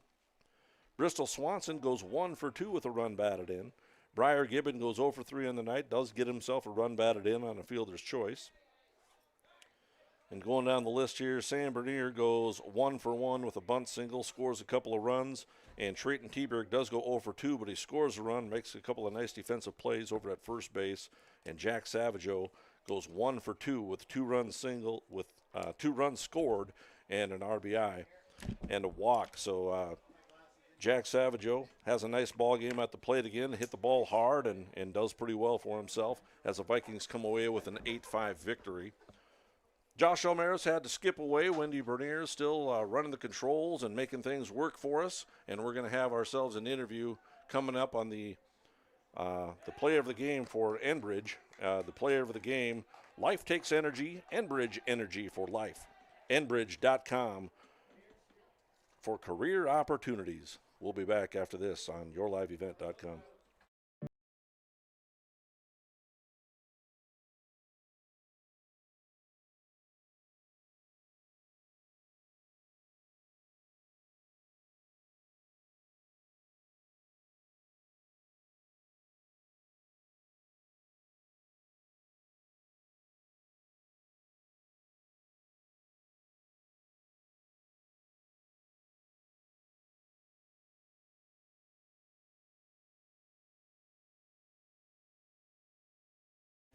Make your stop before or after the game at the Knickerbocker in Hickson, North Dakota. Stop out throughout the week for mouth-watering lunch specials weekdays and mark Friday nights down on the calendar for prime rib, ribeye steak, or some walleye at the Knickerbocker. For more information or to find out about daily specials, give the Knickerbocker a like on Facebook by searching the Knickerbocker. Great food and good people. You can find it all at the Knickerbocker in Hickson, North Dakota.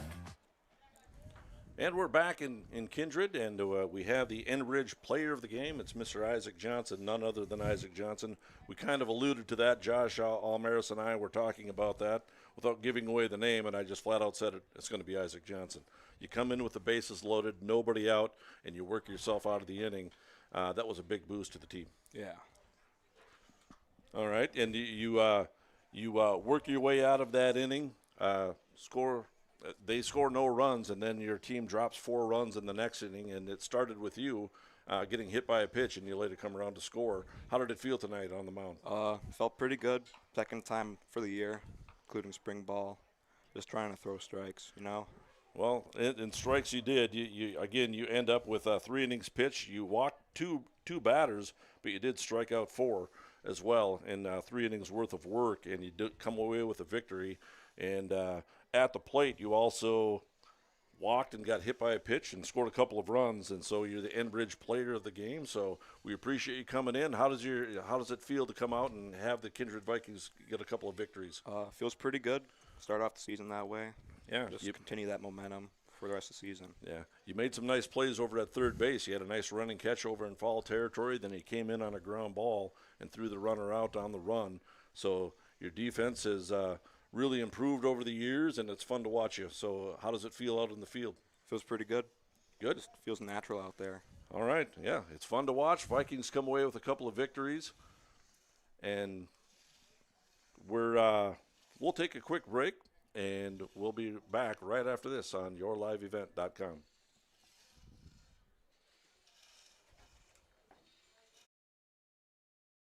For any accounting needs you may have, Todd, our world certified public accountant, has you covered. From income tax planning, preparation, and consulting for individuals and businesses. Todd Wold CPA would like to wish the best to the teams competing and thank the coaches and players for their hard work and dedication throughout the season on and off the field, as anything can happen every night at the Diamond. For more information, go online to wold-cpa.com. That's wold-cpa.com. For trusted news, weather, and sports from your community, look to R&J Broadcasting Incorporated, KRJB, KRJM, and KKCQ Radio, and rjbroadcasting.com. Hear local voices from local radio with news and information from the area. Your information stations, KRJB, KRJM, and KKCQ Radio, and rjbroadcasting.com. Local voices from local radio. And welcome back to Kindred Varsity Field. The Kindred Vikings come away against the Casselton Railcats with a couple of victories today. They win the first one by a score of 15-0, and they come back and win this one by a score of 8-5. I'd like to thank our sponsors once again, Todd Wold CPA, Enbridge for sponsoring the player of the game, and also discover local reliability you can trust. Hallstad Telephone. It's how you connect. HallstadTel.com. So, again, the Vikings victorious in 2 ball games in the Babe Ruth matchup. Tomorrow we're going to cover the B Legion or the Junior Legion, and we'll have a couple of games for you tomorrow as well. For Mike Bernier, for Josh Almaris, and for Wendy Bernier, we'll call it a wrap. Thanks for watching.